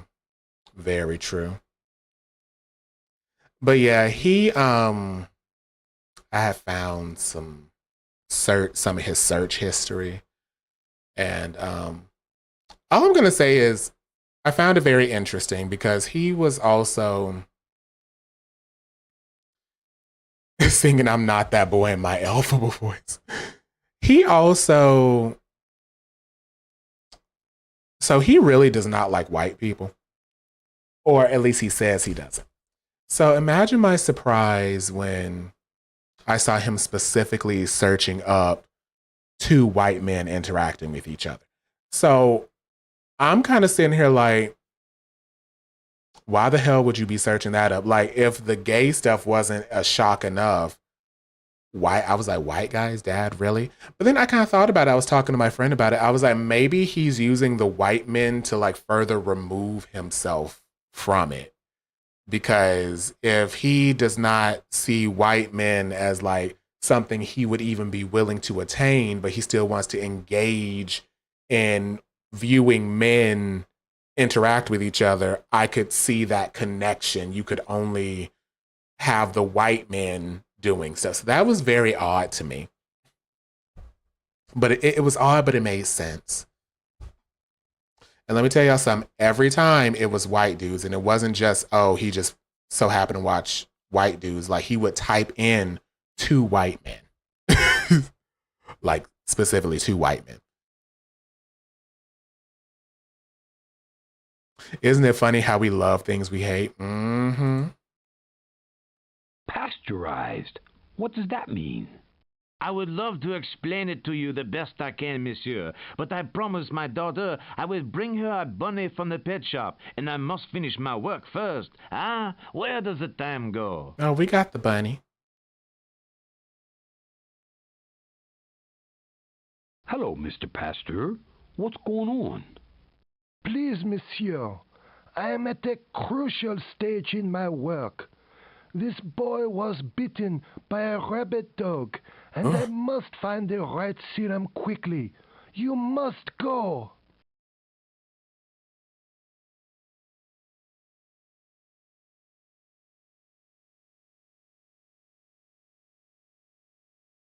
Poor boy.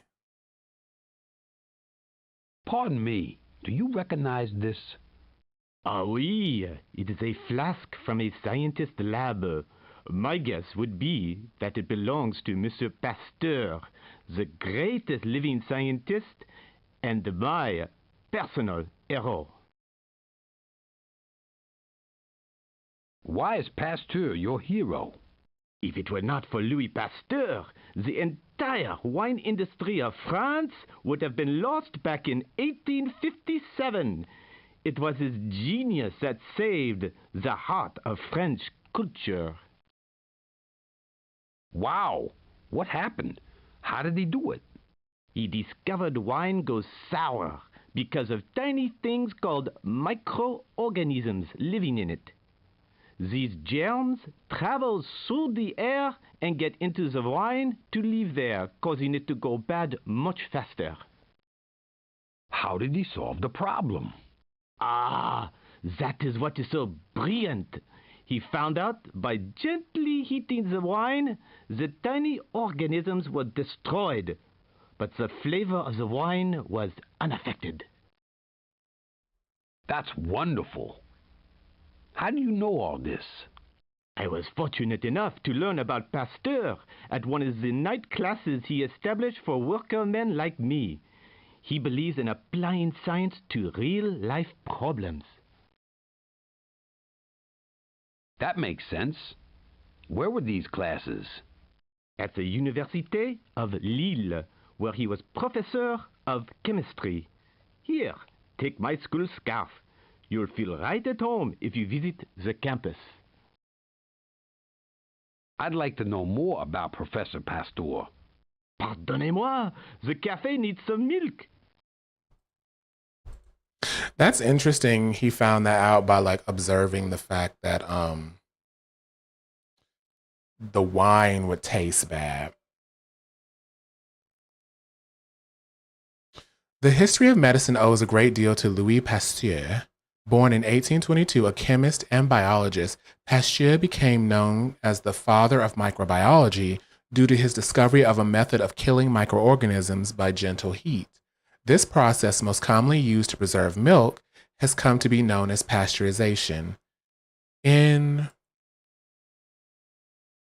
1857, the French wine industry was threatened by disaster when microorganisms soured the barrels of stored wine. Pasteur applied his discovery and killed the germs without ruining the taste. When the important French silk industry was losing millions of worms due to disease. Ew. Oh, that is how you make silk through worms. I never thought about that. Oh, I never thought about that. Oh. Oh, okay. Let me stop thinking about that. Due to disease, Pasteur looked through his microscope and was able to see microscopic parasites. He was the first to suggest that disease-causing microorganisms or bacteria? No.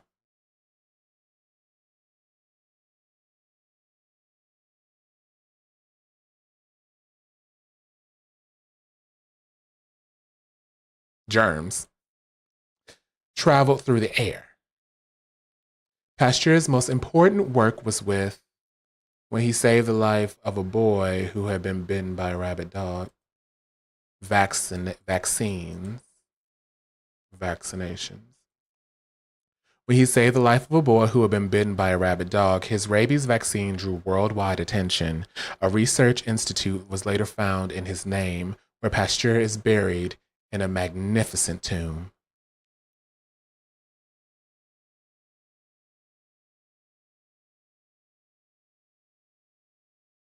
Is this the flask you've been missing? Ah, mon Dieu, this is the exact flask I have needed. Now I can make the rabies vaccine and save this boy's life. You have come in the nick of time.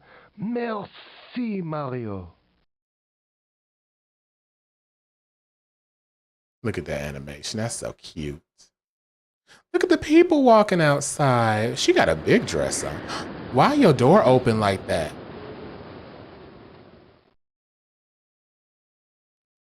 You just realized that pasteurized came from his name. I remember I gave my dad some money to go get me cheese, and he came back home with non-pasteurized cheese. And my mom's like, "You are the nastiest man I've ever met." She was so mad. She was like, "You are disgusting. Why would you do that?"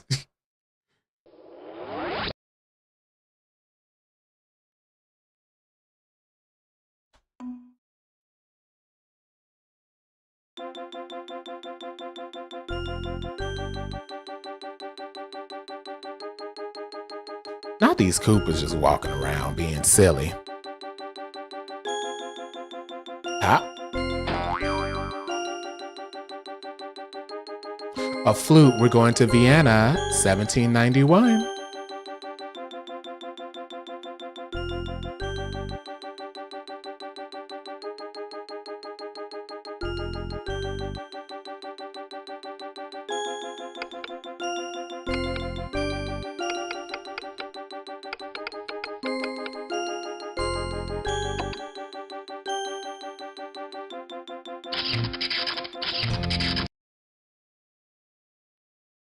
Oh my gosh, these are going too fast.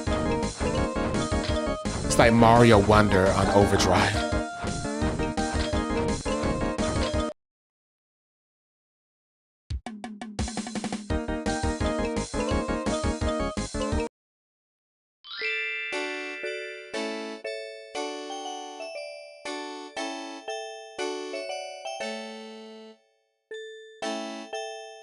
Hi, I'm Mario. Are you a friend of Mozart's? Yes, I do count myself as one of his close friends. I've known the family for years. In fact, I once told his father, Leopold, that Wolfgang is the greatest composer I know.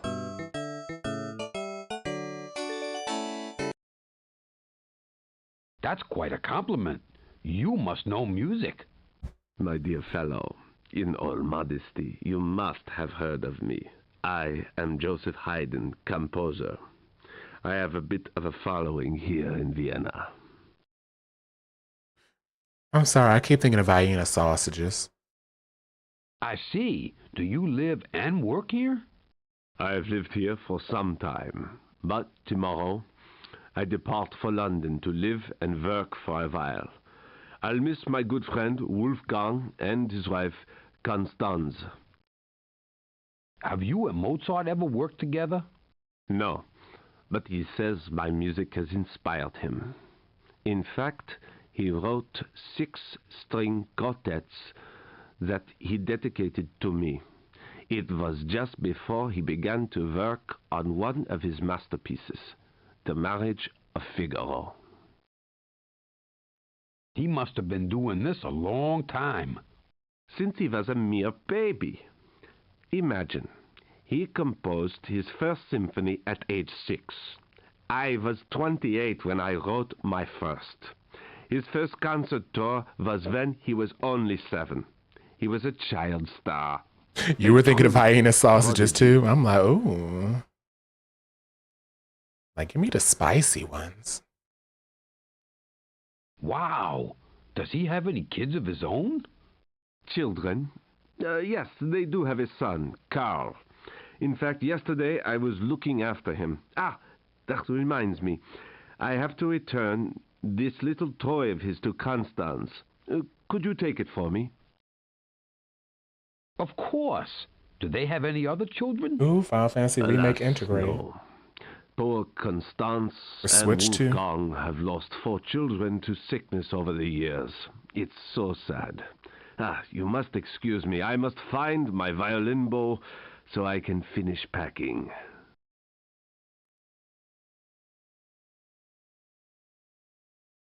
Hot.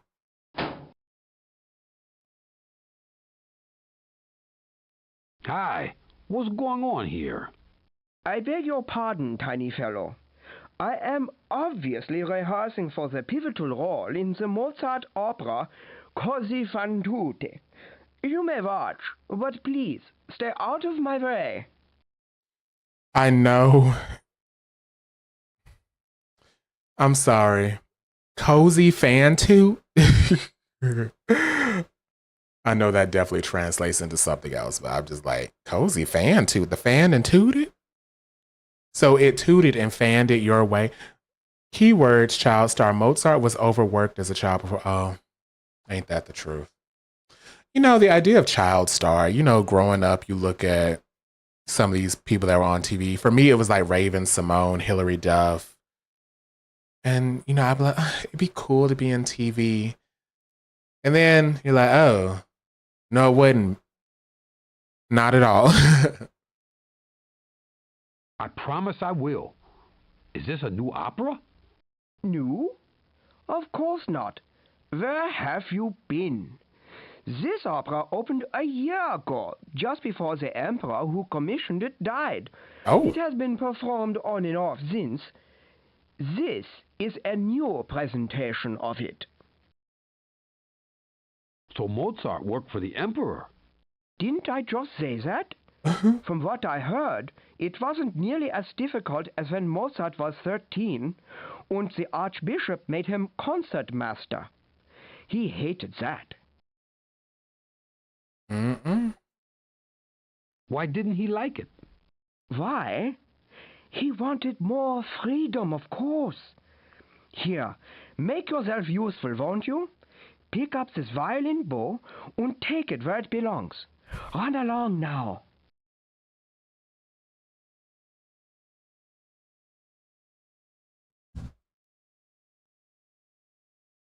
Pardon me, ma'am. Do you know Mozart?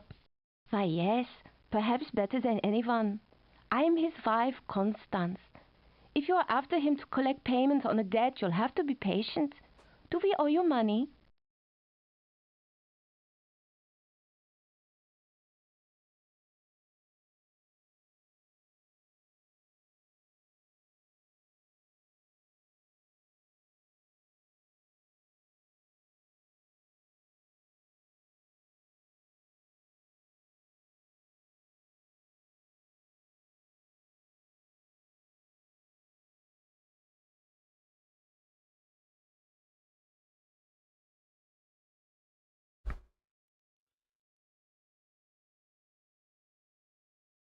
No, not me. Do you owe lots of people money? My apologies, good sir. Our finances go Cozy up and Fan down, 2 I'm is an afraid. opera Since Wolfie where has if no you rich patron nor a position at the heard royal some of the court, songs, we you will have no recognize steady them. He was a income. genius, That but a makes total life a man-child. bit more Oh. difficult.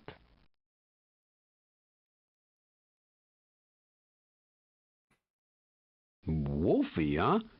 You call Mozart Wolfie? Oh yes, my pet name for him. When we first met, he was pursuing my sister Aloysia, and we were just friends. But he soon realized that he and I were better suited for one another, so we were wed. How nice. But isn't it rough with no income? Yes, but at least the people love Wolfie's music. It's the aristocracy who are fixed. Wolfgang They Amadeus prefer to pay us in Mozart. baubles, snuff boxes, and jewelry. Snuff like these boxes? shoe buckles. What's a Take snuff one, box? please. Thanks. It sounds like he needs a patron. Things are looking up. Some wealthy fellow is thinking of paying Wolfie a handsome fee for an opera. Now you must excuse me. I'm looking for little Carl's favorite toy, so he'll behave tonight.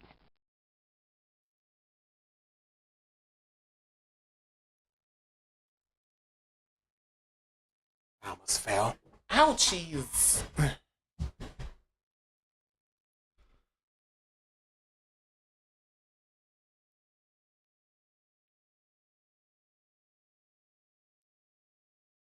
Pardon me, is your name Mozart?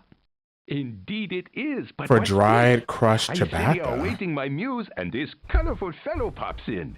Please come again another time, sir. You may frighten the muse away. He just said Mario gonna scare the muse away because he Italian, I don't know, short. One of the earliest child stars, Wolfgang Amadeus Mozart, composed his first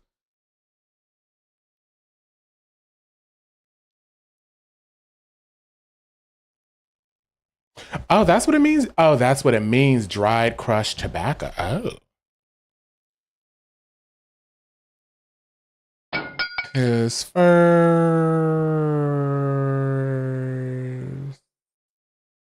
Oh. I just read what you said.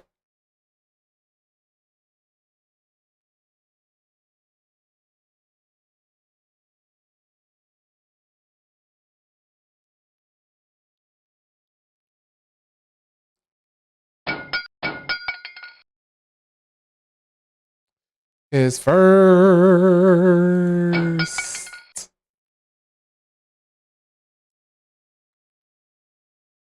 I don't know what it is.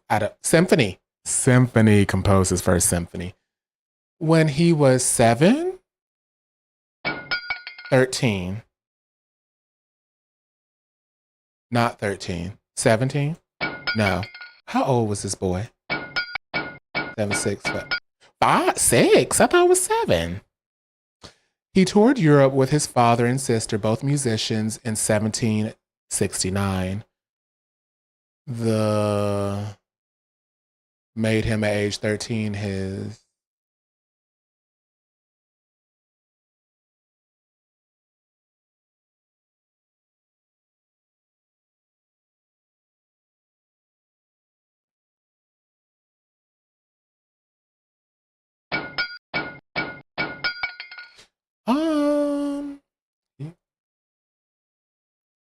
what is it, Andy?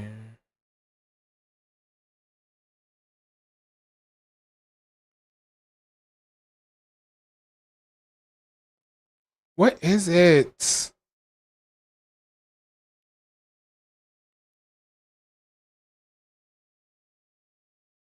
Archbishop? Was that even on there? Oh.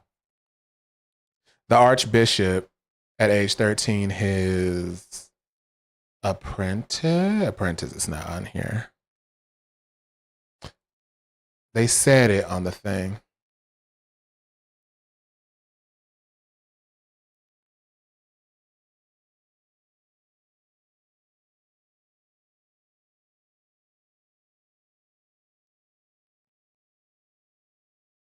Oh, he did say age 6.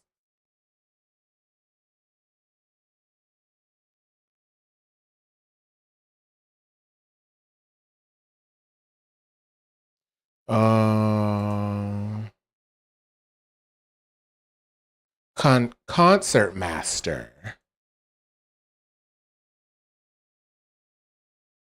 But Wolfgang was unhappy because he wanted freedom.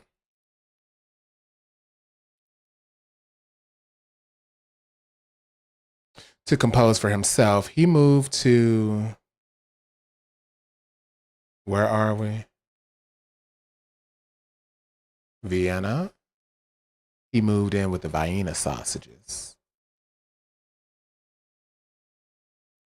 He moved to Vienna, where he fell deeply in love with Constance Weber. Her pet name for him was Wolfie. Despite personal hardships, Mozart's years in Vienna produced what would become his masterpiece, The Marriage of Figaro. Figaro, Figaro, Figaro. I'm assuming that's what that is. Don Giovanni and his last 3 symphonies. He became a close friend of Joseph Haydn, whose music deeply influenced Mozart. But Wolfgang's music was not well received, and because he had no steady income, he fell into debt. No job?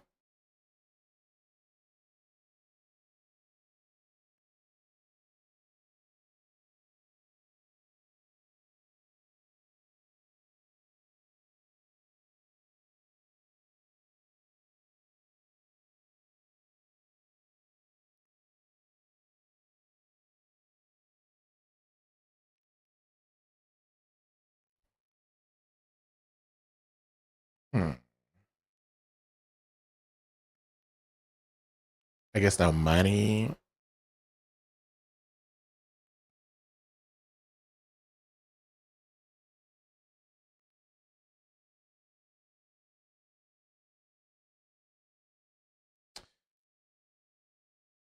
No blank and no steady income.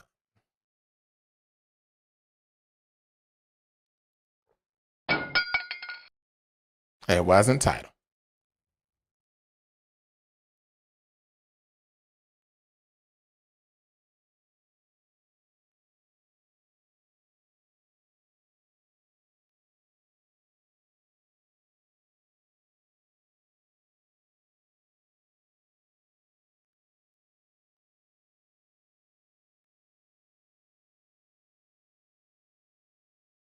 Oh my gosh, I'm gonna have to do the thing where I click on everything one by one.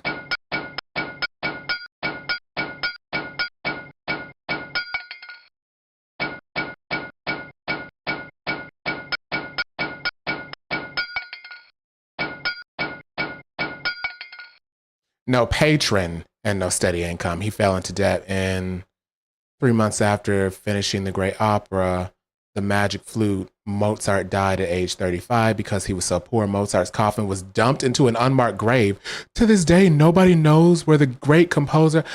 I have to look that up. Wait, what year are we in?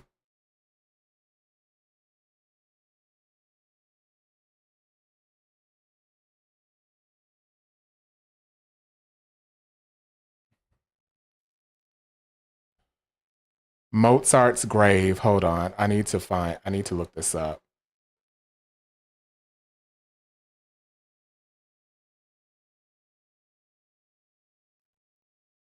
Mozart's grave.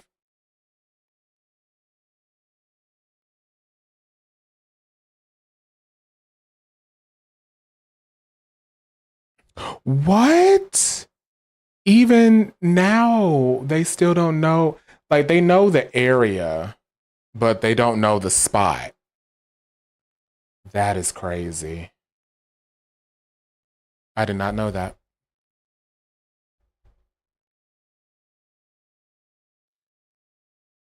I'm like, okay, this came out in the 90s. Maybe by 2026, they would have found it. Nope. Mr. Mozart, here's your flute, courtesy of Mario. My flute, brought to me as if by magic. This is the foundation I have needed for the opera. All of my ideas are coming together now. Thank you, Herr Mario.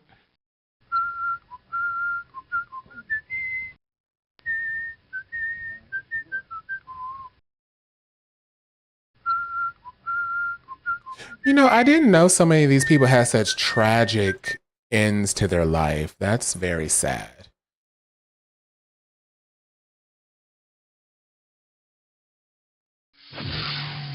Oh, almost there, you guys.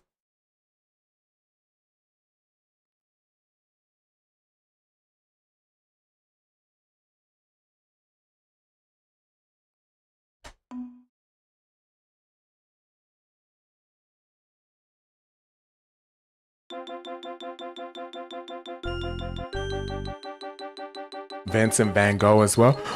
We don't know where Vincent Van Gogh's buried? We're going to London. We're going back to London because we already were in London, 1843.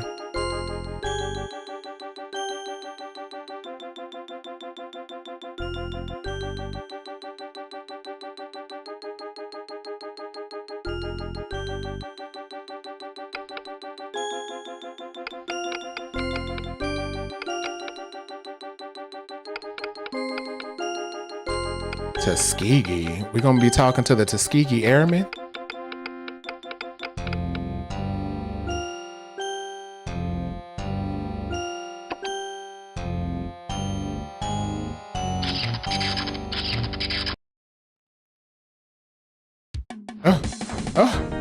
Hell,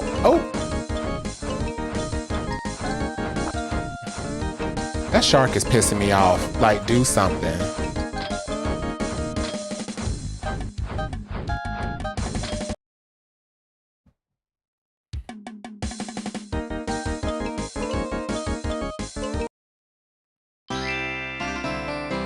It's Christmas time.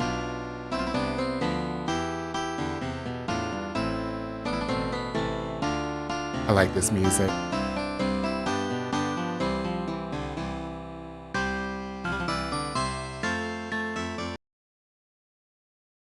Artists in the past were not respected after death, but if they were super famous or rich, they were given a proper burial. That just makes me so sad. Who is this? Hi, you look lonely. Can we talk? Don't say that, Hello, weirdo. sir.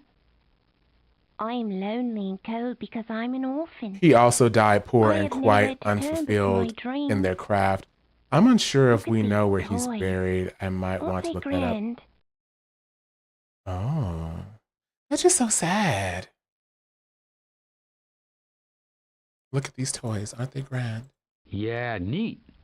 Have you been out here all day? Yes. I live in the orphanage waiting to be adopted. I can work hard. I'm almost 10 years old, so I can work for you. I can steal for you. Oh my God. Look, I've stolen this book. You might have it. I could not imagine going to an orphanage, having a bunch of children set up in front of me and having to tell someone, no, I don't want that child. No, that's not a good fit for me. I'm like, these are human beings. Like, oh. Vincent van Gogh just happened to die a tragic death and his pieces didn't sell very well when he was alive. Oh, that's so awful. It's just so sad. Yikes, you stole it? That's wrong. That's... I know it's wrong, but it's the only way I know how to survive. The struggling Poor artist, as they master of the say. orphanage does not give me food unless I steal for him. What? I'm very ashamed, but I'm also very hungry. Damn, what's this plot line all of a sudden in this Mario game? See, now I gotta find her some food.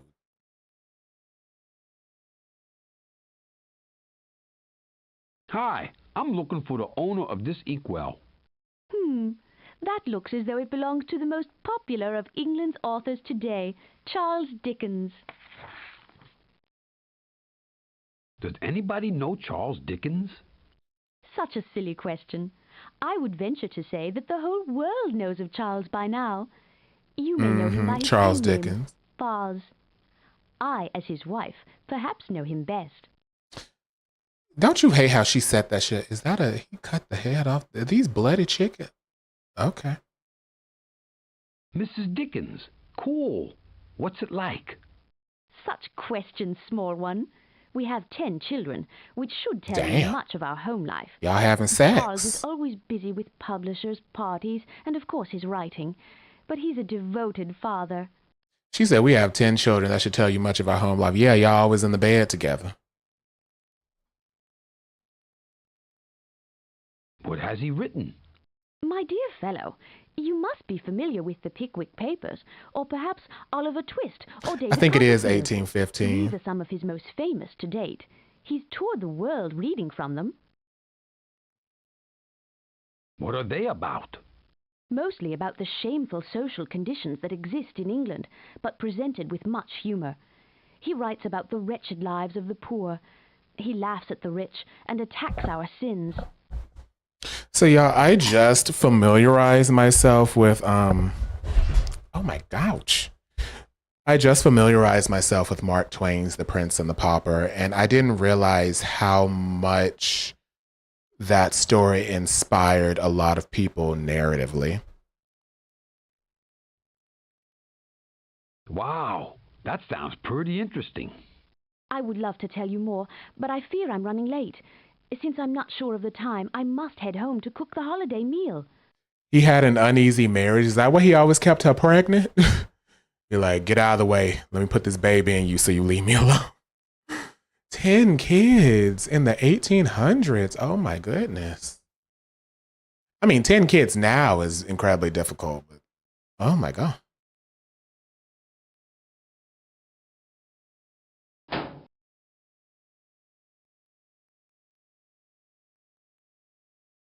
Hi, I'm Mario, and I'm pleased to meet you. And what an interesting character you are, Mario. My powers of observation inform me that you are well-traveled and have seen much. I'd love to talk, but I must write. Come back later, perhaps.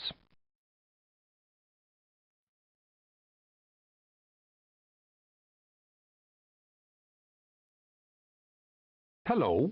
It's a beautiful day, isn't it? Bah, humbug. Oliver What Twist about was today something makes you it gotta different than say. any other day? He was always on I'll tour. tell you what, nothing, that's what. I'm right about that, or I'm not right about anything. But it's the Christmas season and... Bah, Christmas. I want nothing to do with it. It's a sentimental waste of time and money. What is it that you want, little man? You're costing me money as we speak. I am looking for the owner of this inkwell. Inkwell? Bah! I love that No desk setup. belongs to that Isn't it so writer, fancy? Charles Dickens. He writes too fast and too often. He came in here yesterday asking me all kinds of foolish questions. Questions? What kind of questions? Like the ones you're asking. May I have some more? The people in his novels are based on real people that he meets. I suppose that's why he's England's most popular author. But I won't read any of his books. That has gotten people, like, taken off this planet. Who is that author? He wrote books about drug dealers, right? He ended up getting, like, taken off the planet. People are suspecting that some of the people he was writing about found out that they were characters in the book and they didn't like that. So you gotta be very careful with that.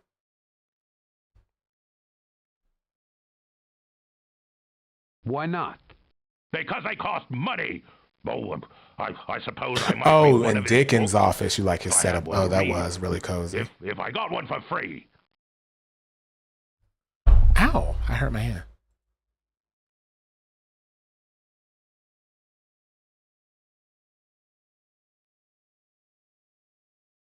Do you want this book?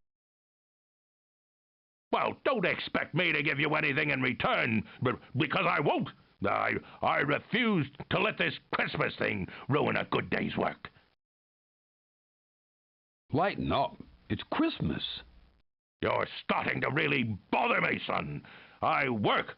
If you don't work, you don't make money. If you don't make money, you become poor and end up in prison. Just ask your writer friend. What do you mean? His father was sent to prison for debts. In 1824 it was. Poorest people around, with 8 children in the family. Their father just let money slip between his fingers. Well, it won't happen to me. No, no.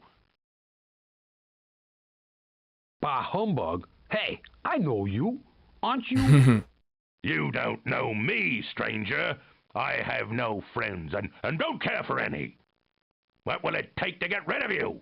Here, take this watch and take your leave. Christmas. Bah, humbug. So are we like actively in the night before Christmas?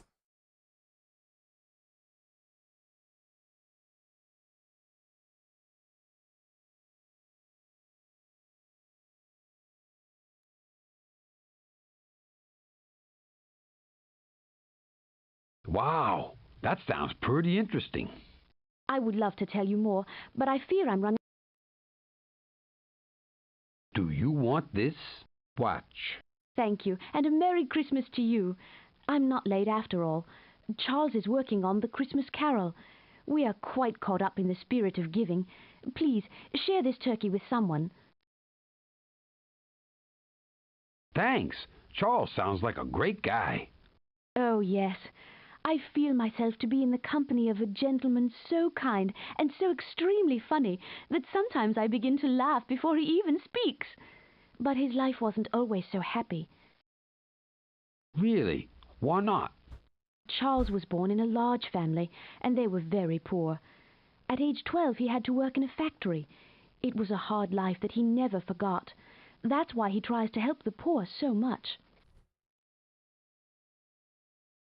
How does he do that? Give him money? When he can. There is a saying in Latin that explains his philosophy, castigat ridendo mores. This means reform the ways of the world by laughter. Castigat ridendo mores. I like that. What does that mean? He laughs at them? Oh, no. People want to read his books because they make them laugh. This way, he can tell a story that not only entertains, but teaches charity and awareness of others as well. So he's a comedian? Not at all. He writes in a way that touches our emotions. Some of his books make us cry, but all of them make us think. It is said that he is the greatest writer since Shakespeare.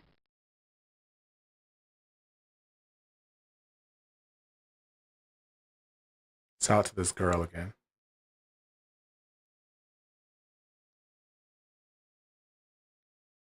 Here, have a turkey. Thank you, kind sir. I do not need to steal to eat today. If only more people knew of the life we poor children are forced to lead, things might get better for everyone. I think Dickens is trying to tell people. Charles Dickens? You know the great boss? He was one of us, once. I mean one of the poor. Is that a boy? Is it supposed to be Tiny Tim? Change this mess, you'll see. He's a great smart one, he is. Look, I'm worried here. Do all you kids steal? No, just some of us poor orphans. A lot of children work all day in the factory, if they're lucky enough to have families. Children must work most of the time. You can't live like this. How can I help? I guess like Mr. Dickens is doing by telling people about how hard it is for poor people. Just be kind whenever you can, and to whomever you meet. Oliver Twist made me cry. I need to pick up that book again. Oh gosh, I'm scared. I might need to read it myself. Even after he became rich and famous as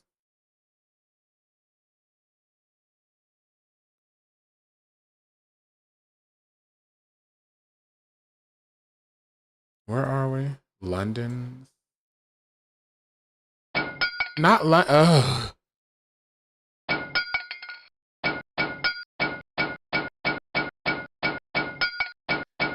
They should only have like 4. As England's most popular author, Charles Dickens never gave up his crusade to help the poor.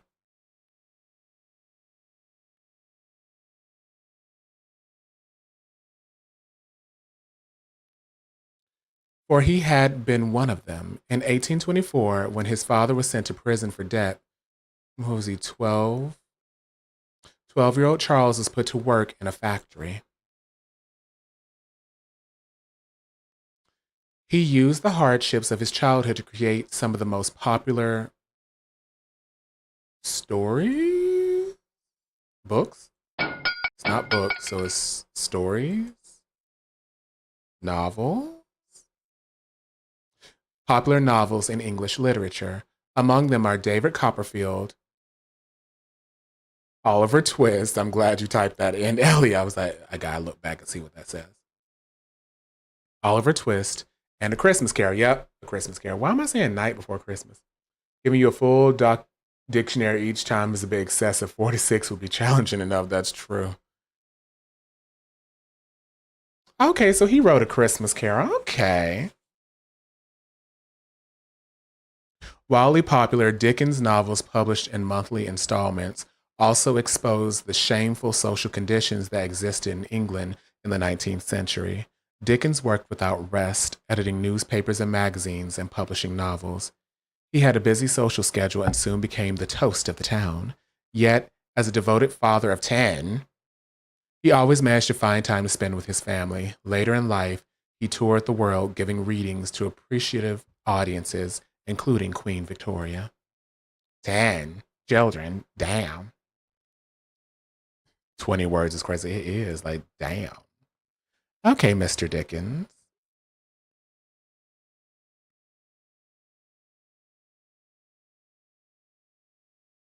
Mr. Dickens, Boz, is this yours? Yes, my inkwell, now back in my possession, allows me to continue with my writing. Thank you for its return. It's these little nameless, unremembered acts of kindness that help us all. Mm-hmm. Why do you Look at write the all these kitty. stories anyway? I am chained to my desk with a passion to change the world, Mario. Too much unkindness exists that remains unchecked. I write to point out the wrongs to be righted. And the pay's not bad either. Ain't that the truth? All right. Almost done, guys. I think we got one more artifact to go.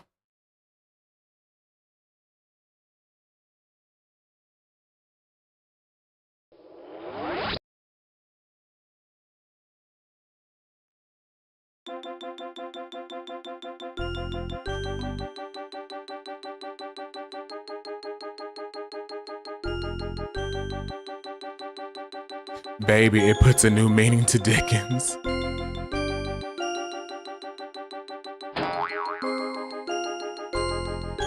No, we got two more. So it's this and that key. We're going to Tuskegee. Tuskegee, oh snap. We're hitting close to home, 1915.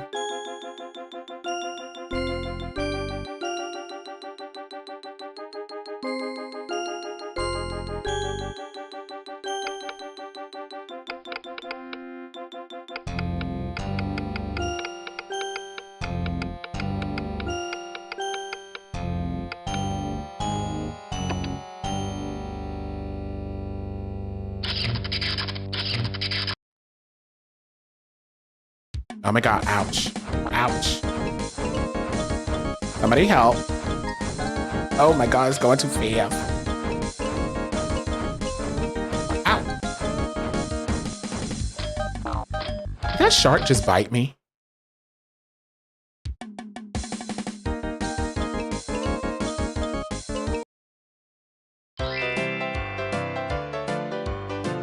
Look at that automotive.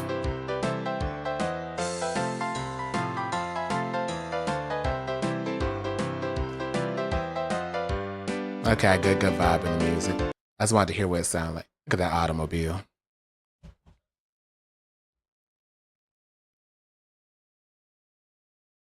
Hi, Mario the plumber here. Nice to meet you. Hello, Mario. I'm Henry Ford, Of business course. executive. I make these automobiles. Isn't this a beauty? It's going to change our lives forever. Everybody will soon own one. You want to buy it? I don't have the money on me right now, and... Ideas are money, son. Take this Carver fellow. George Washington Carver? His ideas about peanuts. He's got over 300 uses figured out from a little goober. Now that's money in the bank. So y'all, is it true that peanut butter was not one of them? I've heard recently people say that George Washington Carver had 300 uses for the peanut, but peanut butter was not one. Let me look that up. Let me look that up real quick. Because I was always taught that he invented peanut butter. Now they're trying to say peanut butter was not one of them.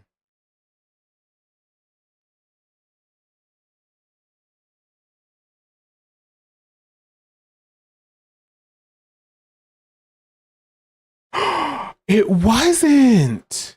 Wow. Because I remember growing up, they were like, he invented peanut butter. And everybody's like, no, he didn't. Over 300 uses of the peanut? Like what? Well, take this ice cream made from the peanut. In fact, here, take it. Try it. If you like it, let me know. I'm thinking of investing in Carver's work. That reminds me. Does this crank look familiar? A hand crank. Manufactured with good It's not US hard to steel. make nut butters. I guess that is true. Mine. How much do you want for it? Never mind. Listen, I've got to run. I've got a flat tire, and it's a long story. Mm-hmm.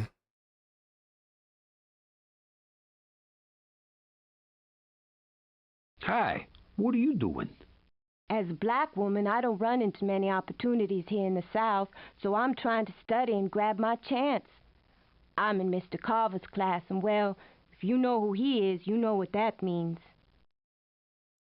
I was not expecting that, but I appreciate it. If y'all know what I mean. If y'all know what I mean. I was not expecting that. Well, gee, I don't know. Who is he? He's only the smartest teacher here in Alabama, probably anywhere for that matter. He works us hard, I mean really hard. I came to Tuskegee Institute to get a good education, but this... Gives you a lot of homework, huh? I'll say. I never thought I'd have to know so much math just to learn farming.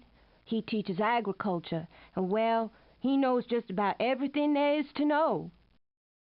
Right, y'all. I'm just like, I wasn't expecting that, but I appreciate it. Like, why she have to start off so hard? As a black woman in the South, I don't get much opportunity. It's like, sis, correct. But did you have to say it like that? Why you have to say it like that?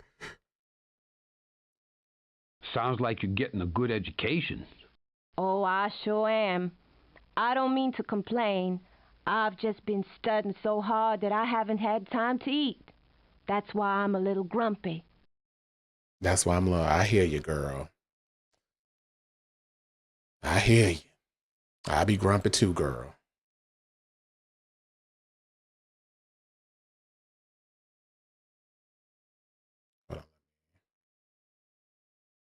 Hi, I'm Mario. Mind if I come in and visit? Normally, I would say yes, since we can learn so much from one another. But unless I finish with my experiment and prove the value of peanuts, some farmer friends of mine may be with empty fields.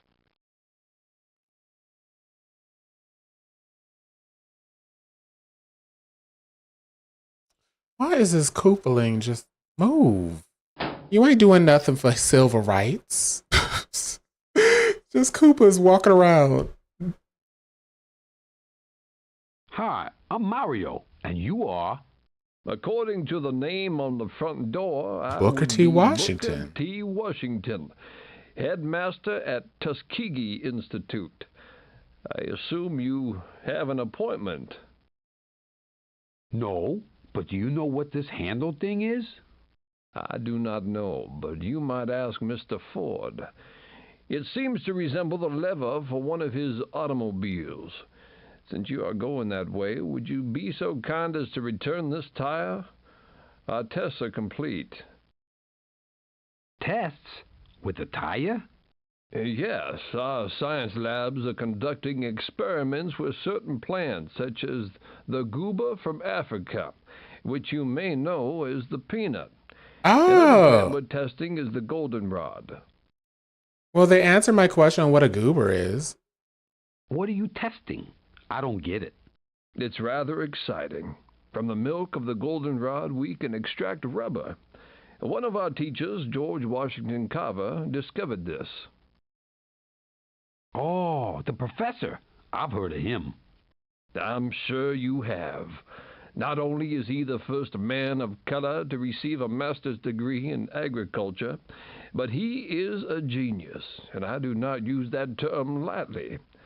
I invited him here in 1896. Where did you invite him from? He had just graduated from Iowa State College and had several other offers.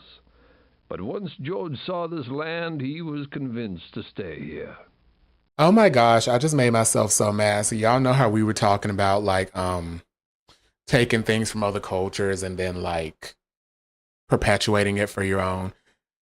But you don't want to offer other cultures that you brought in a proper education. We're not going to get into that. That just made me like so upset in my head. It's a nice place, but why did he want to stay? He wanted to contribute to the mission of this fine school for black people. Plus, the land around here needs help. He started a program called School on Wheels to teach farmers ways to improve. What's he teaching them? I'll show you. I was going to show you a painting George did when he was an exhibited painter. The art shows the connection of soil, plants, animals, and humans. I must find it. Excuse me. What's he teaching them?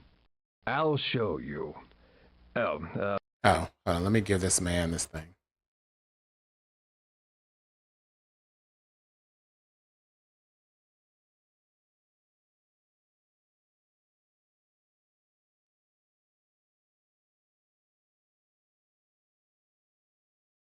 Here, have a tire. Thank you, sir. Why, this must be the synthetic model I've heard about, made out of goldenrod. Can you believe that? Only a man like Carver would have thought of making tires from flowers.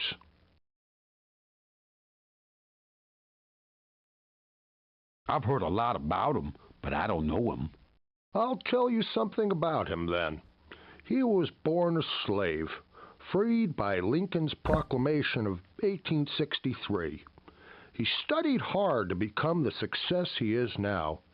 Even so, he only makes $1,500 a year. But what about all his inventions and products?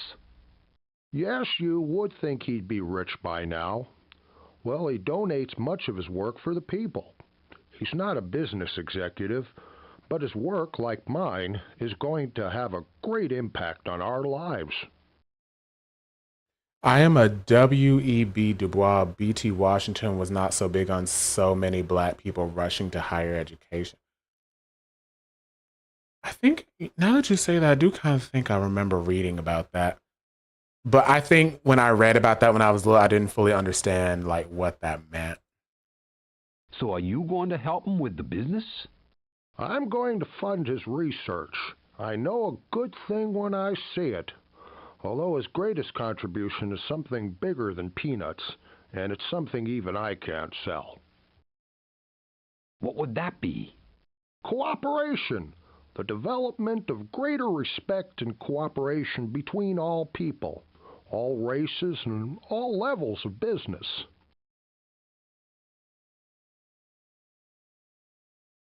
Can I give her anything? Oh, I can give her some ice cream. Because she hungry. I hear you, girl. My stomach be grumbling, too. Do you want this ice cream? Thanks. Ice cream from peanuts. He talked about this at his last lecture. You know, this is rich in vitamins, nutrients, and fats. It's also really high in proteins, and best yet, it tastes great. You know your peanuts. Is that what you study? All plants, really. Mr. Carver, we call him the root doctor, told us about how planting a peanut could enrich the soil. All of these years of grown cotton uses up the soil nutrients. Lord Jesus. Really? So peanuts help? Oh, yes. It's called crop rotation. Some of the farmers are trying it, but they're getting worried. Now they've got acres of worthless peanuts. But Carver thinks a peanut has surprises for us. Surprises? What do you mean?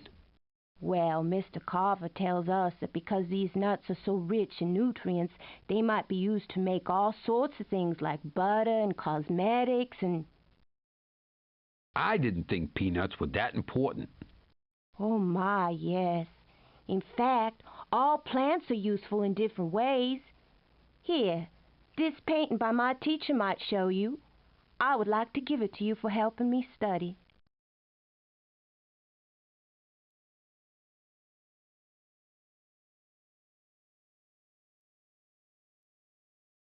Here, have a painting. Yes, this painting. Now, what he teaches is that each part of the land is important to all of life. The soil makes the plants that we eat. Everything must be healthy. Soil, plants, and us. Sounds smart to me. Is it working? Apparently. The Department of Agriculture may make his School on Wheels program nationwide. Thanks for reminding me I need to buy peanut butter too. I could really go for a peanut butter and jelly sandwich right now. It may just make the Like all this South talk of rich. peanuts kind of got me like, ooh, peanuts.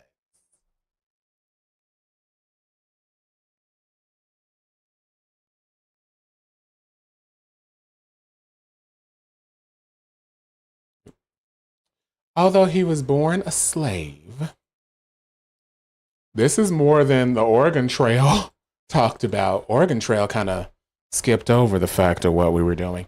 But here, they at least front and center. He was born a slave. George Washington Carver grew up to become one of the most famous scientists in the world. Orphaned as a boy, Carver, widely known as the Root Doctor, was a genius with plants. He worked his way through school by doing laundry and graduated from, oh my gosh, where was it? Iowa?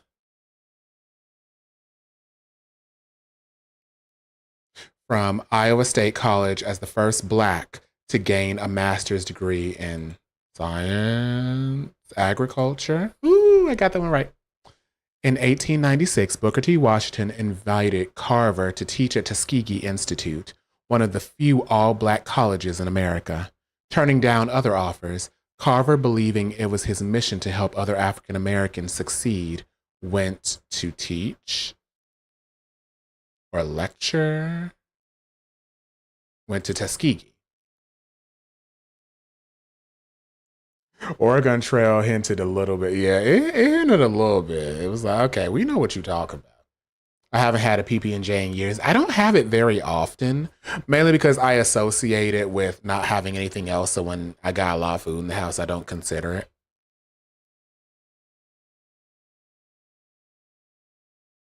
Alabama. He went to Alabama.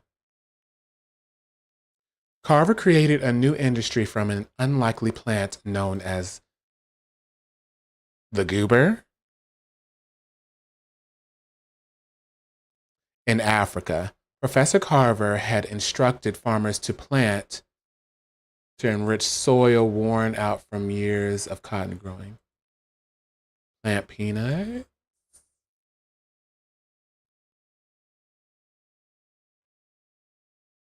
To plant peanuts to enrich soil worn out from years of cotton growing. When nobody wanted the new crop, Carver locked himself in his lab, discovering over... Are you serious right now? Glad I saved. Well, I think we can just do the, Wait, don't I know you? My name's Mario. Who are you? I think we can just...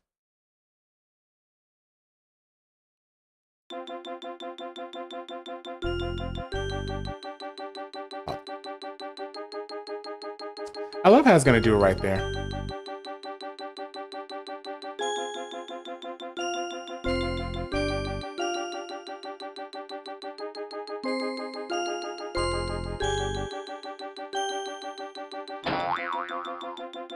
Okay, so we're doing the key, then we're going back there.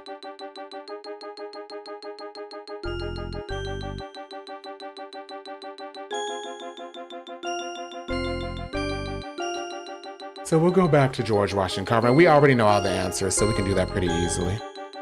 We are going to Philadelphia, 1752.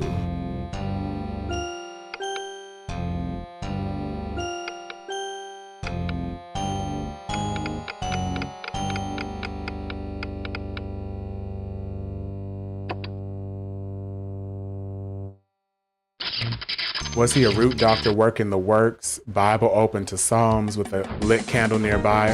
That the hoodoo. Oh my gosh.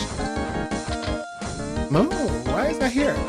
Ow, on my face, oh my back.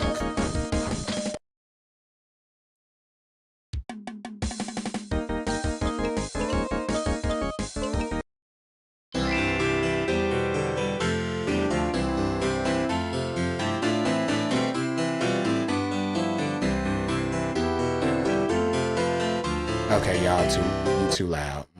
All that noise. Okay, so who are we looking for here? Y'all saw how this game did while we trying to learn about Black history, and then just like, oops, I crashed. It crashed on Cleopatra too. Mm-hmm. Hello, Mr. Franklin. Aren't you getting wet? Some are weather-wise. Some are otherwise, my friend. I would be unwise if I didn't take advantage of this storm. No time to talk now. Come back later.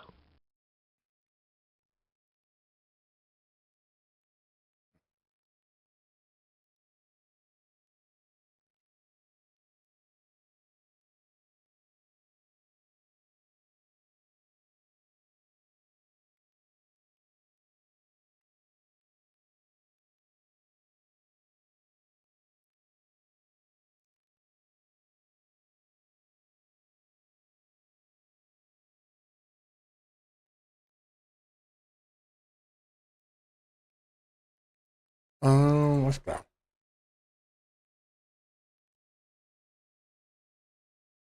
Hello. I was just in the neighborhood and... This is a free lending library, the first of its kind in the colonies. Please keep your voice down.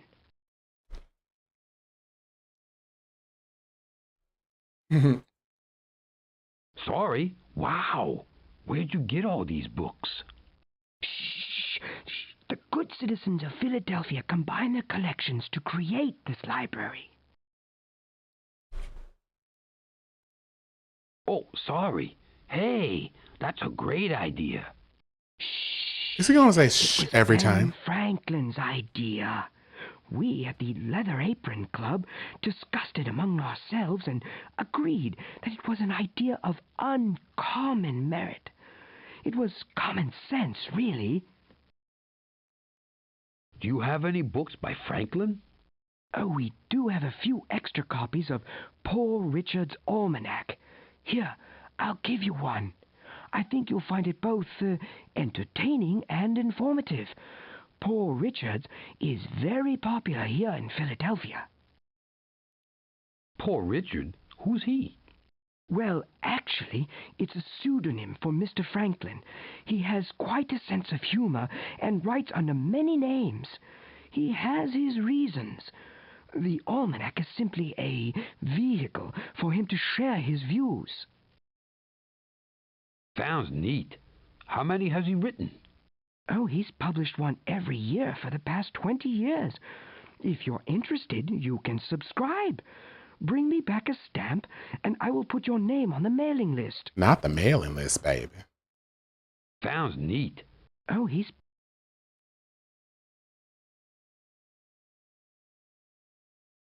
Here, key. This does not... Hi, what are you up to? I might ask you the same question, sir. I'm a constable of the City Watch. I help police this area here at 4th and Vine Streets. And you? You look like a tradesman of some sort. Right. I'm a plumber by trade. So you're a cop? Cop? If you mean constable on patrol, yes, that's me. I'm paid by the householders and the business people to watch over their property every night. And I'm proud to be a loyal servant of the king. But why are you out here so early? I patrol this block from dusk to dawn, but just between you and me, I'm never quite sure when the sun is going to go down. So, I wait here every afternoon to make sure I'm not late for work. Couldn't you find out when the sun sets? Well, Ben Franklin prints that almanac, but since I disagree with his politics, I won't buy one. Looks like I'm needed across the street. Here's a penny to watch this corner while I'm gone. Thank you for the penny. Don't mention it, please. Not a penny. Although I guess that was a decent amount of money.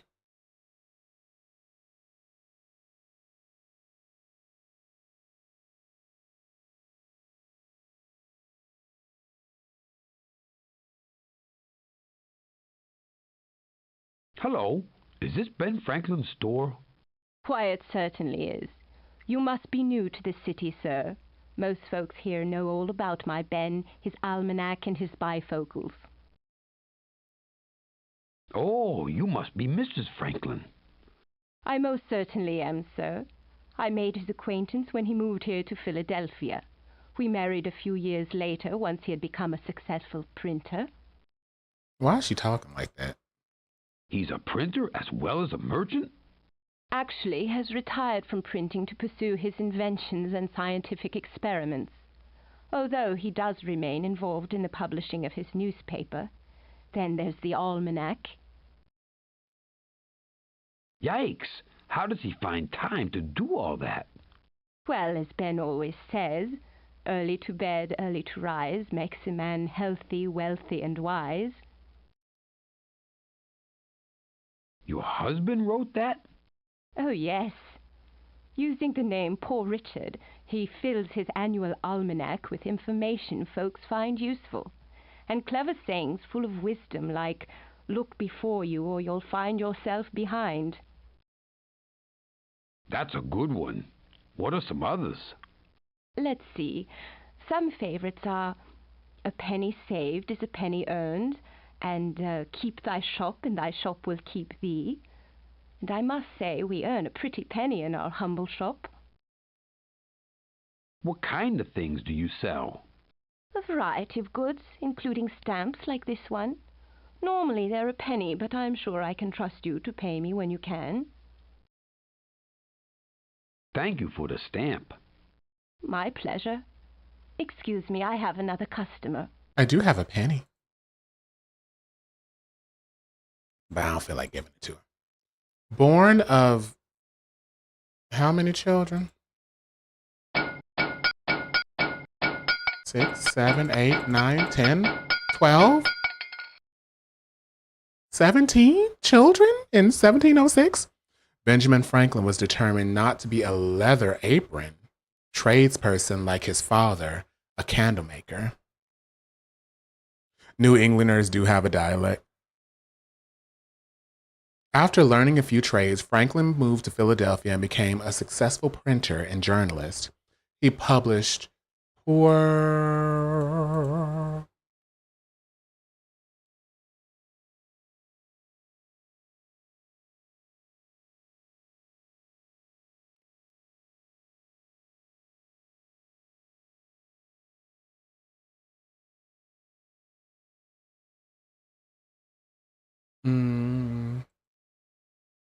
Poor Richard's. Poor Richard's Almanac.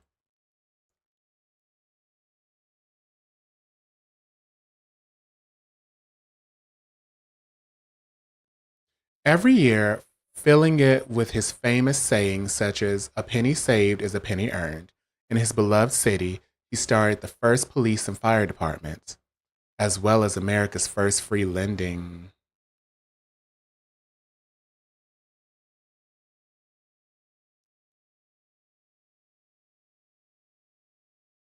service?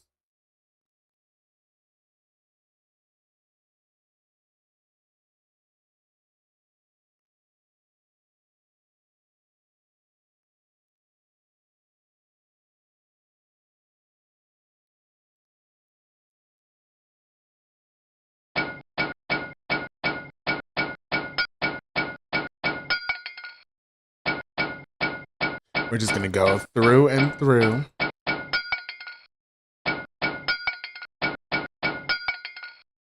Penny for your thoughts. Library, you're right. Lending library.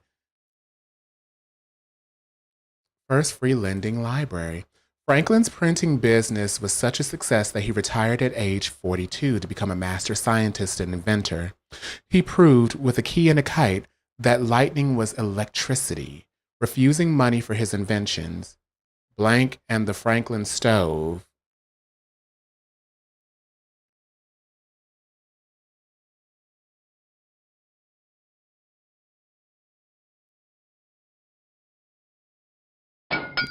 I knew it wasn't the light bulb. I was just curious. Ow, my butt.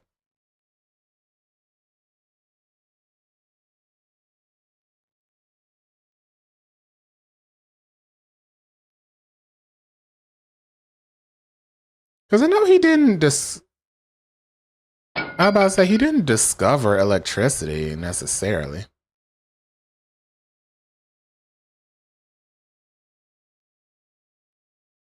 Oh my God. I'm gonna do it again. One vaccinate. Most of these we've already used. So I'm just clicking through. Because we didn't talk to everybody, but I did not feel like talking to everybody.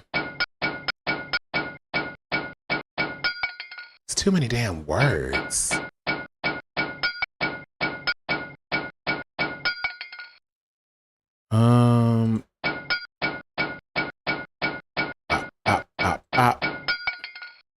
Lecture.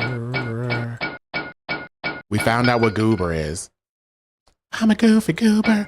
Is SpongeBob saying he's a goofy peanut?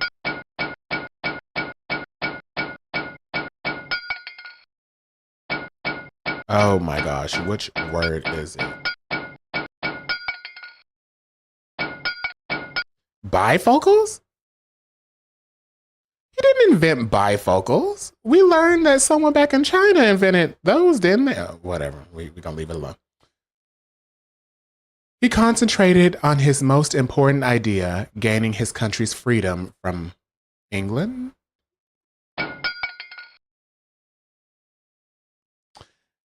Franklin helped to write both the Constitution and the Declaration of Independence. Today, we can say it's a free country largely due to Ben Franklin. We gon' just leave that alone.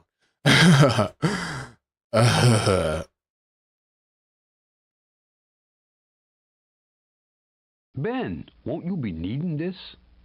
How wonderful. This is the key ingredient I need to make this experiment a success. The world will get a charge out of this. Really? You've inspired me to invent something someday. Never leave that till tomorrow, which you can do today, Mario. Remember, the used key is always bright. That's a pretty animation. Okay.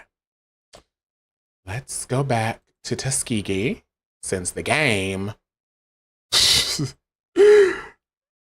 wanted to crash at that specific moment.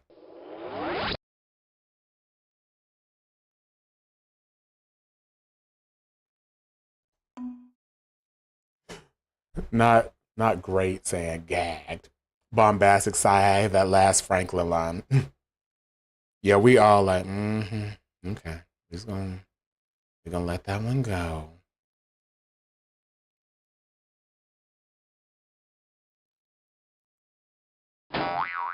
It's like we understand the message, but we literally just went to somewhere where a black woman said they not educated. What was it? Yep, 1915. And that was like almost 200 years later.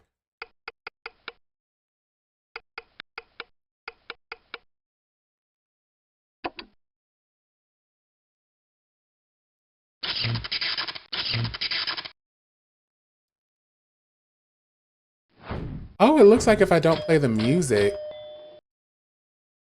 it like doesn't go as fast. So I think it's something with the music making it go fast. These old games, I tell you. Okay. Washington, Carver, orphan, known as the Root Doctor.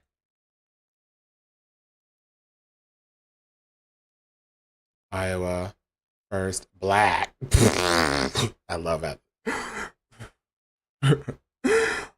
Black. That's what that black was for. Fast forward to 2026 and we're seeing similar foolishness, right?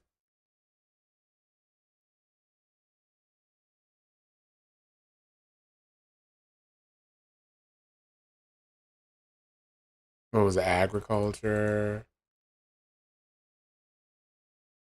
He went to Alabama. Goober.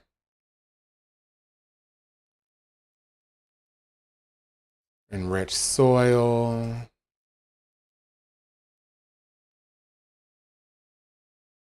At least it changes a little bit.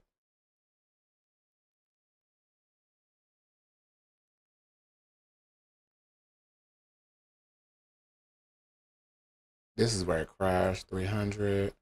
All right. Not you. Koopa, get away from me. Ain't doing nothing. Professor, this nutty thing has got to be yours. At least Well, black was I'll be. capitalized. I've been looking for this ever since you left. It's the crank to the press. I'm making oil from the peanut, and I can't do it without this. Look at that animation. That's nice. How did you discover so much in a peanut? If you study something long enough, you'd be amazed at what you find. Sometimes the smallest package reveals the biggest surprises.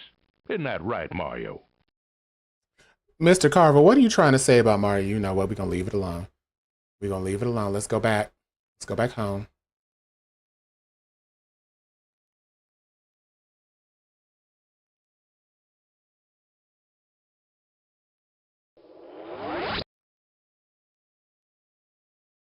Is there something left?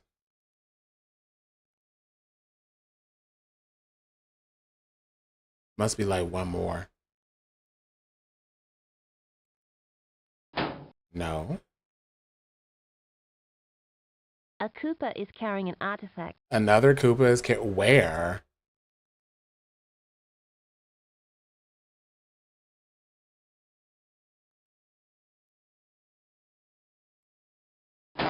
Oh. Didn't we go there? Spectacles, Washington, D.C., 1863. Hart said, I know that's right. Tell you about those surprises. Oh, wait. It's not what he was talking about.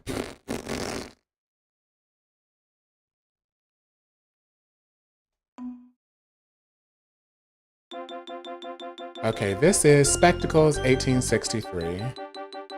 I feel like...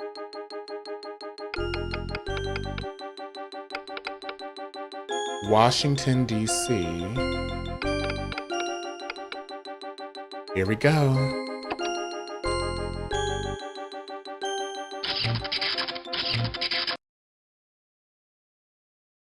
Oh my god, it is the music. The music makes it go faster.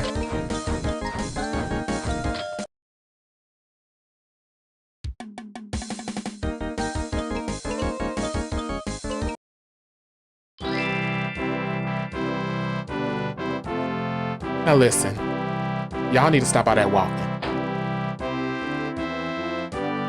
Okay, turn that off now.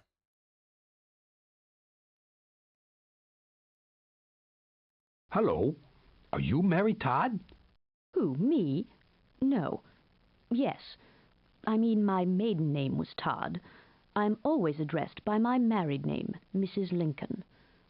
Please come in and have some refreshments. Lemonade? Mrs. Lincoln? So the president is your husband? Yes. I married Abraham Lincoln in 1842. Today he is the 16th president, but he wasn't always so prominent. He was a woodsman, a store clerk, a surveyor, an attorney, and oh, so much more. Imagine you just trying to talk to somebody and they just tell you this person's whole history and backlog. Yes, but he wasn't always the president. He was a woodsman, a store clerk, a surveyor, a dishwasher, a mailman, a busboy, a horse rider, a babysitter. You're just like, ma'am, I just asked you one question. Why does Mario walk like he on his way to fight somebody? Probably because he's Italian. I'm assuming because he's Italian. Was he ever a plumber? Oh, no, I don't think so. He would have told me. He's very honest, you know. Girl. In fact, they call him Honest Abe. That's one of the reasons that people like him so much. There's a lot of stuff he wasn't so honest about. May I meet the president now? He's so busy, he barely has time even for us. This war threatens to tear the fabric of family. Which reminds me, I went a bit over budget, and I'm making our clothing now. Now, where is my cloth?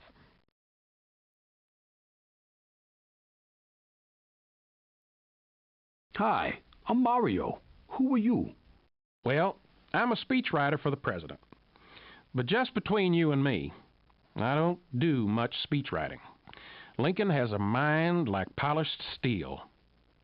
Any mark on it cannot be erased. He was supported to be one of the family. Like, ma'am, can you please tell me where the grocery store is? I didn't need his biography. I'm dying. Yeah, she just went through his whole backlog, just told me his whole resume work history. It's like, didn't nobody ask you all that? You mean he writes his own speeches?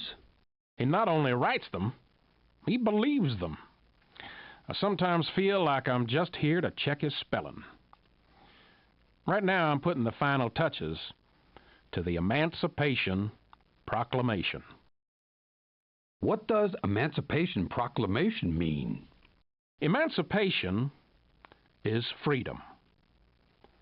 Proclamation is an official statement. Now take this dictionary by Webster. I used it to check the words in this very same speech he'll be reading to his cabinet. How come he's just reading it to his cabinet? Good point, Mario. Lincoln believes that we need a major victory before he reads it publicly. The world will change drastically if the North loses another battle. I thought the war is just between the states. Let me explain. If the Union loses a major battle, Europe may side with the Confederacy. They might send them troops or weapons or... I'm confused. Isn't this war about slavery? Slavery is just one issue. It's an important one, to be sure, but this war is quite complex. It might take some time to explain, and my throat is so dry. Lord Jesus. Talking about the stuff they don't want to talk about today. I'm confused. Oh.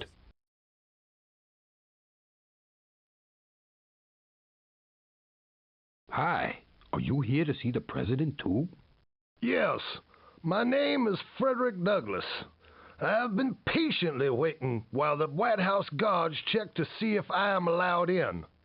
You, however, may have less of a wait. Why? Because I'm a plumber? Such wit. It's as plain as the skin on my face, which seems to cause suspicion in even the most trusting of men. I was once a slave, but today I'm an educated man who needs to see the president. What about?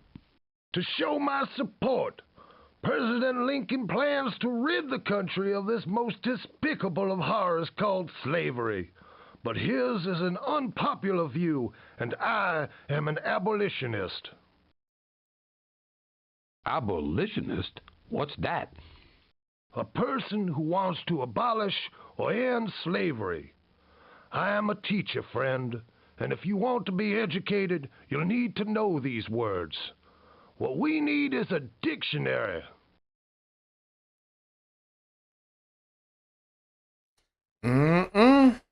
Y'all, I did not think they was gonna go this deep with it. Hi, I'm Mario. Are you the president? Yes, but how in tarnation did you get in here? My guards have some explaining to do. I'd love to jaw with you, but I'm about to address the cabinet. Next time, knock first.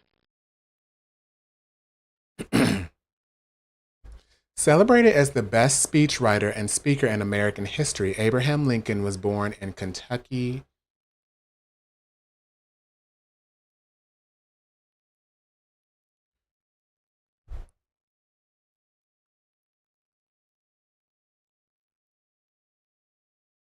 Kentucky.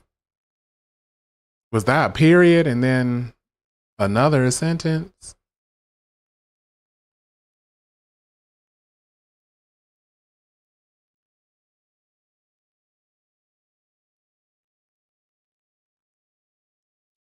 Let me go back.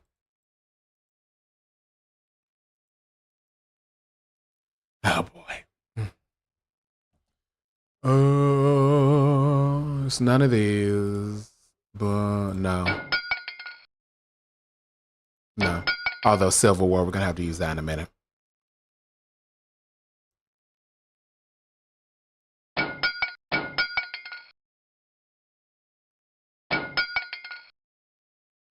Like, let me go back and read the sentence. Oh my gosh. Back to old habits.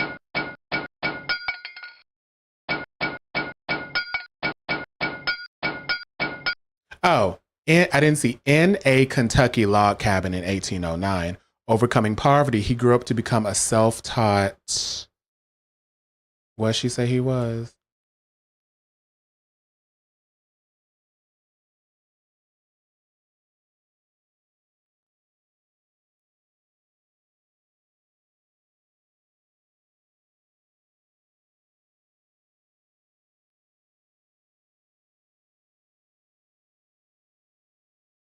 Speechwriter?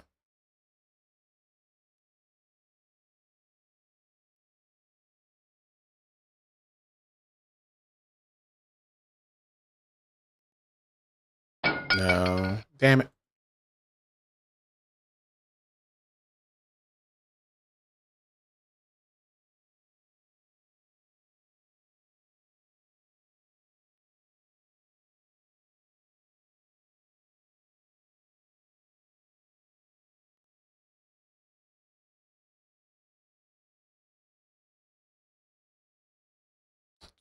Trying to see.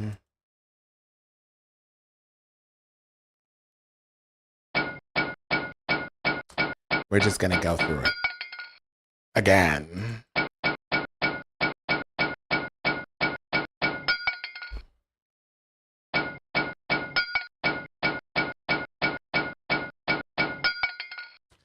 Come on. It's one of these words.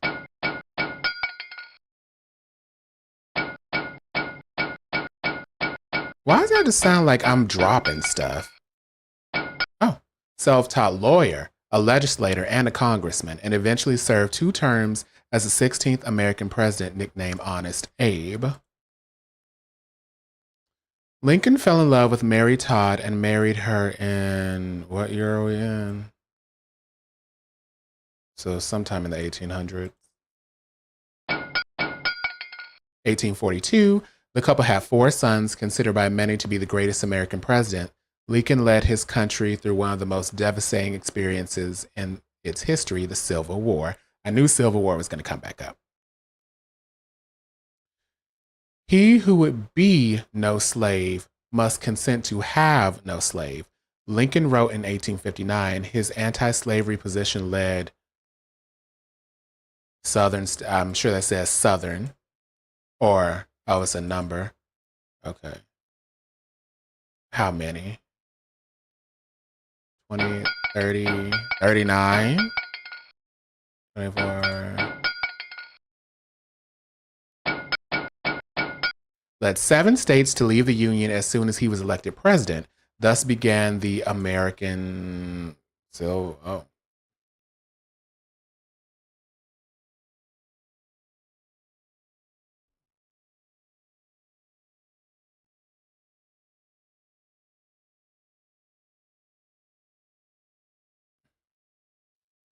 What the hell? One of these words. Not a lot of pages this time, but still. And what's with this person's face?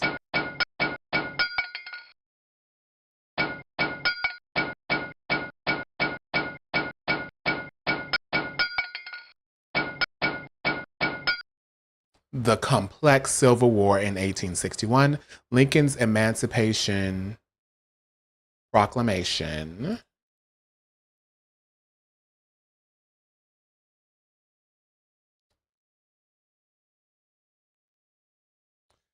Of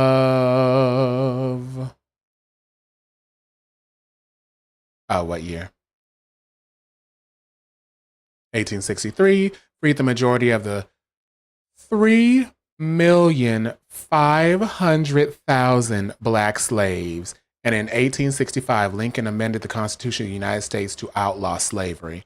Lincoln was assassinated in 1865, soon after the Union won the war.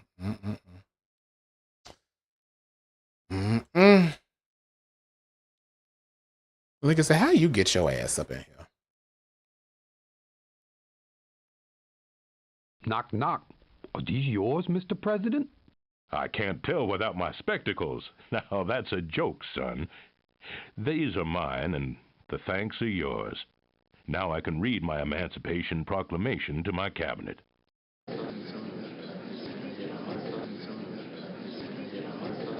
Bowser. I'm not gonna say it. Bowser, you are fucked up.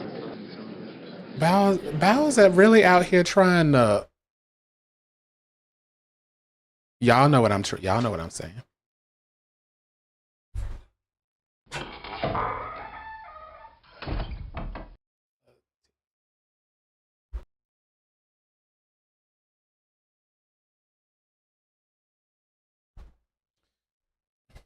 Now, Bowser, what did you just drop?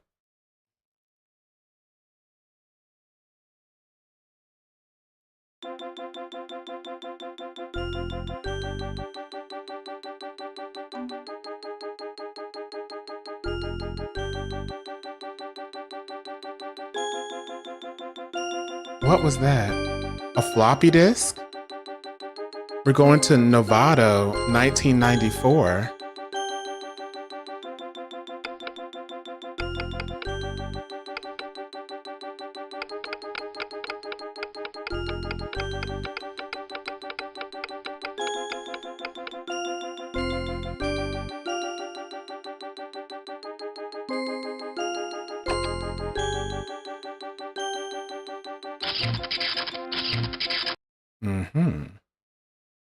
Oh my god, here we go again.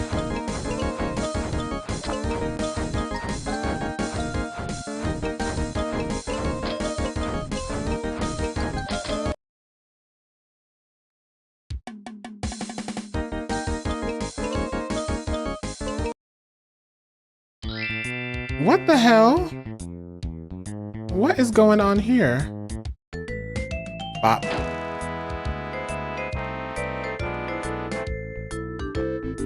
Hi there. What do you do here? We assure the quality of Software Toolworks products. We play all of the games and try to break them. That means we find things that aren't working. I like this music, but I gotta turn it off. It's too loud. Wow, it looks like fun. Oh, it is. Why is his head so But big? it's also a lot of work, and everybody's always in a rush to get their products shipped by the time we get them, so we have to deal with a lot of people. Like who? Mostly the programmers. In fact, I'm waiting on a bug fix from Tony Farmer. He's probably roaming the parking lot right about now.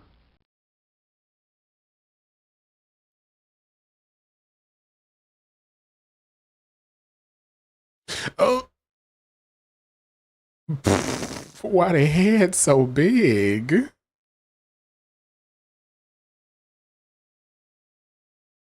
I like these illustrations though. Excuse me, but where am I?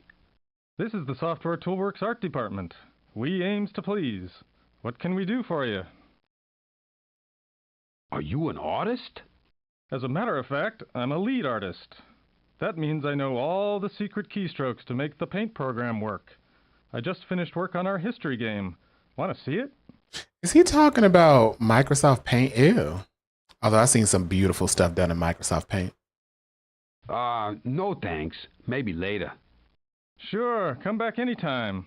Just ask the receptionist for Jeff Griffith. And here's a sample of the artwork to remember me by. Say, can you draw? We can always use more artists. That's funny. Just look at my sketch of Luigi. Ah, great work. I'll show it to Vicky Sidley, our art director. We may even call you back for an interview on our next project. Sorry, but I really must return this disc. Oh, too bad. Our art director, Vicky Sidley, wants me to find several more artists for our next project. Now, you'll never be known as a famous artist.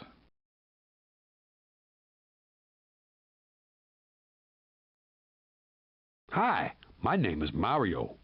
Wow, the Mario, in person. Pleased to meet you. I'm Andy Iverson, one of the writers. Actually, I'm a writer-programmer. We've been making this game. What does writing have to do with a game? If we didn't spend hours inventing new and exciting adventures for your historical pleasure, you'd be speechless, Mario. Literally. Take this script, please. Rewritten only 50 times. Wow, so you could just write Bowser out, right? Has Bowser gotten out of control again? What's he done this time? Is he here too? I'd better call Rachel Koretsky, our editor. We've got to hide these scripts before Bowser steals them. Too late. He took your disc. Ooh? Oh no! Then he's trying to prevent you from ever even finding the Timulator. If he succeeds, it'll spell doom for all those famous historical figures. How dramatic. But don't worry, I have the disc. Oh, thank goodness. However, before that disc gets shipped, we have one last final rewrite to do. But I can't make any changes until I get the latest bug report from QA.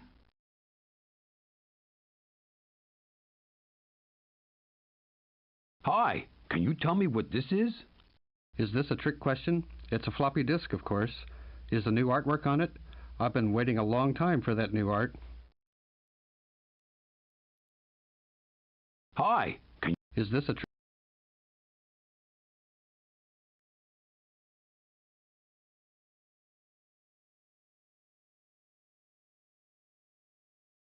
Hi, can you tell me where I am? What? You're in Novato, California. I'm sorry, but I don't have time to chat just now. I've lost a very important floppy disk. It had the final version of our latest edutainment product.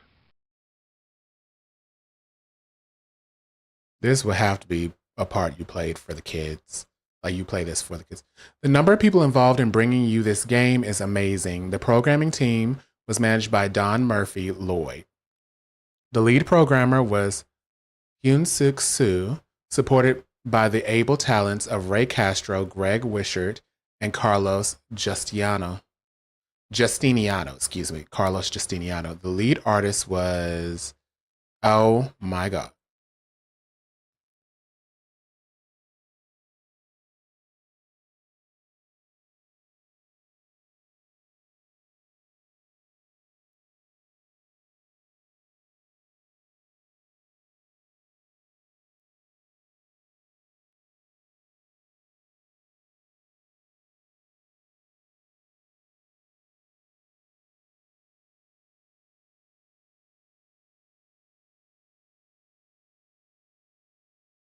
Okay, what is his name? What's this man's name?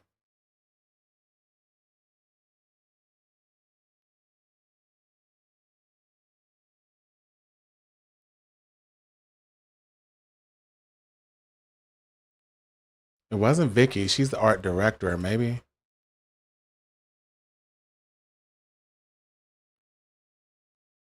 Lord, we just gonna have to go one by one.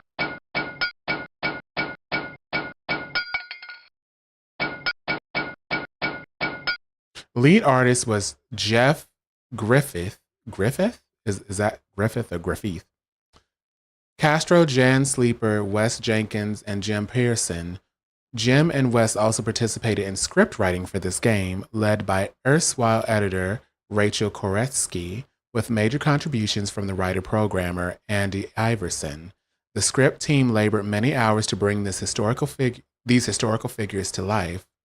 Fine music you've listened to has been brought to you by the talents of Blank and Rob Wallace,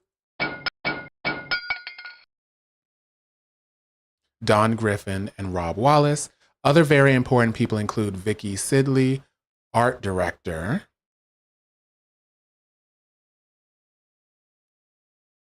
Terry Sturla, content producer, Chanel Summers, producer, and Don Labs vice president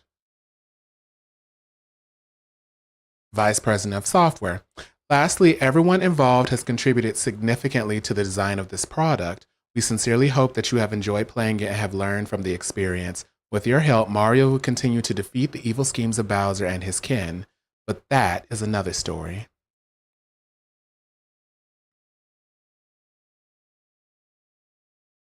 Hey, Greno, you looking for this? The Time Machine ship disc. I've been looking all over for that. Now we can send the game out to stores everywhere. How can I ever repay you? Thanks, Mr. Mario. Mario. Mario? Sure you are. And I'm William Shakespeare. Well, I've got a meeting to attend. See you around, Mario. And say hello to Luigi for me. Mario. Yo, Greno, I'm back. Oh, hi, Mario. Thanks again for finding that disc. We'll be shipping this history game on time now, thanks to you. All right. Time to go.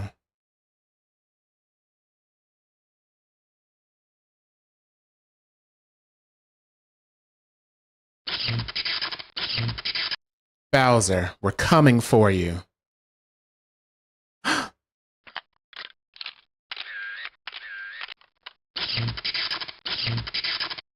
Uh-oh.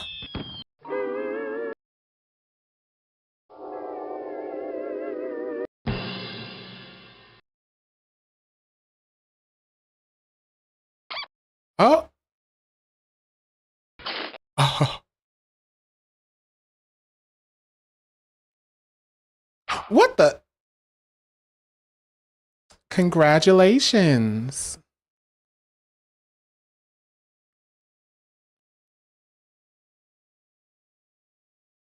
I don't know what the music was supposed to be there, but it was going to be too loud anyway.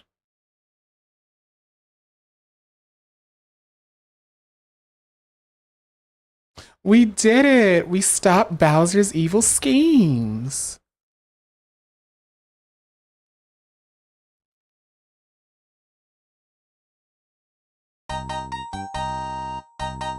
Oh, there it goes.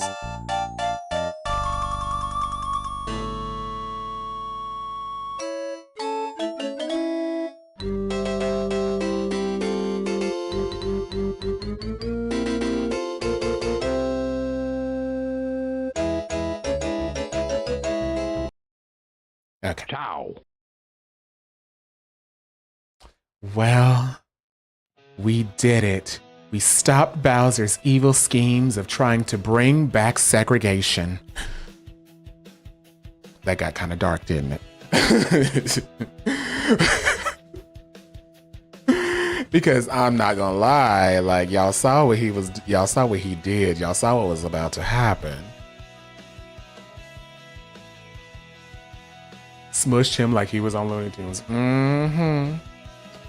Well, that was fun, and I learned a lot.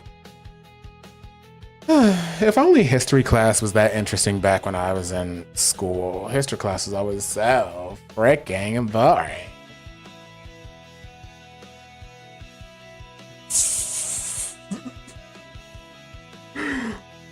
Y'all like, that was the plot of the game, was Bowser trying to bring back segregation. Mm-mm. Wow. So we beat the game. I wonder what Bolin's next game is gonna be, you guys. I'm super duper excited.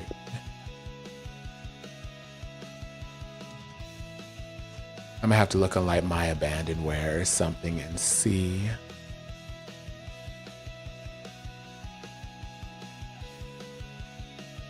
But tomorrow, Cole Barty is coming back with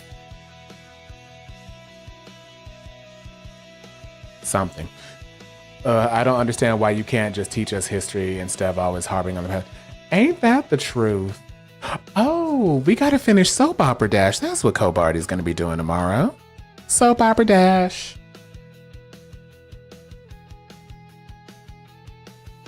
I forgot we didn't finish Soap Opera Dash.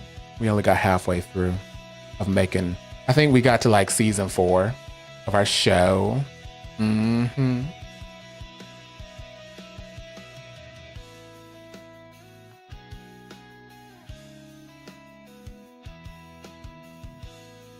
Great Thing said that was an awful license game. It was better than I thought it was gonna be. I played the DOS version for a reason because I was not gonna play the original Nintendo version. Have I played Lustful Desires? I think so.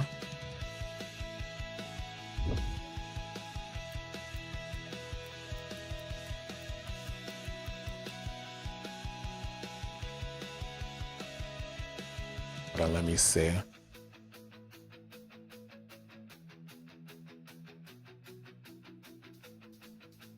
Oh, I haven't played this yet. I've been meaning to play it, but I'm like, that's a lot of reading. But I need to play it. I heard it's really, really good.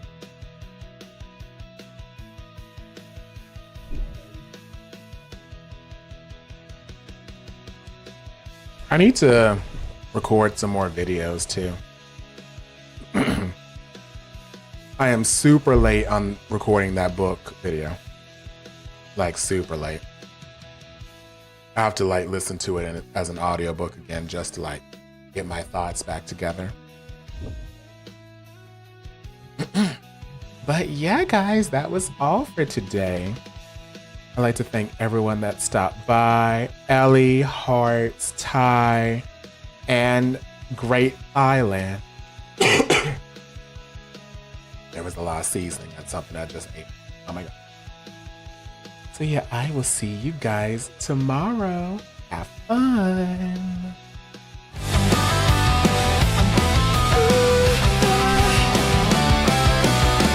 Grab your charm band, check your mirror. Stepping out in pastel shimmer. Hang with Ken now, Bolin's watching. Sweet Stina, why not start flexing? It's a sweet thing, it's a pink thing, it's a dream bright fantasy. It's a bold thing, it's a big thing. Magic, muscle, joy, and energy. Welcome to the Sweet Stina world. Well, it's about glow, never duller. Plays games while plans get smarter. We never fold here, never stopping. We beat the dark, then go out shopping. It's a sweet thing, it's a pink thing, it's a dream bright fantasy. It's a bold thing, it's a big thing. Magic, muscle, joy, and energy. Welcome to the Sweet Stina world. Ooh, oh. Welcome to the Sweet Stina world. Flexing on a star so bright it glows. Oily arms gleam like Saturn's ring show. Strike a pose with the meteor in tow. Hunky heroes in the cosmic flow. Galaxy flex in the starlit haze.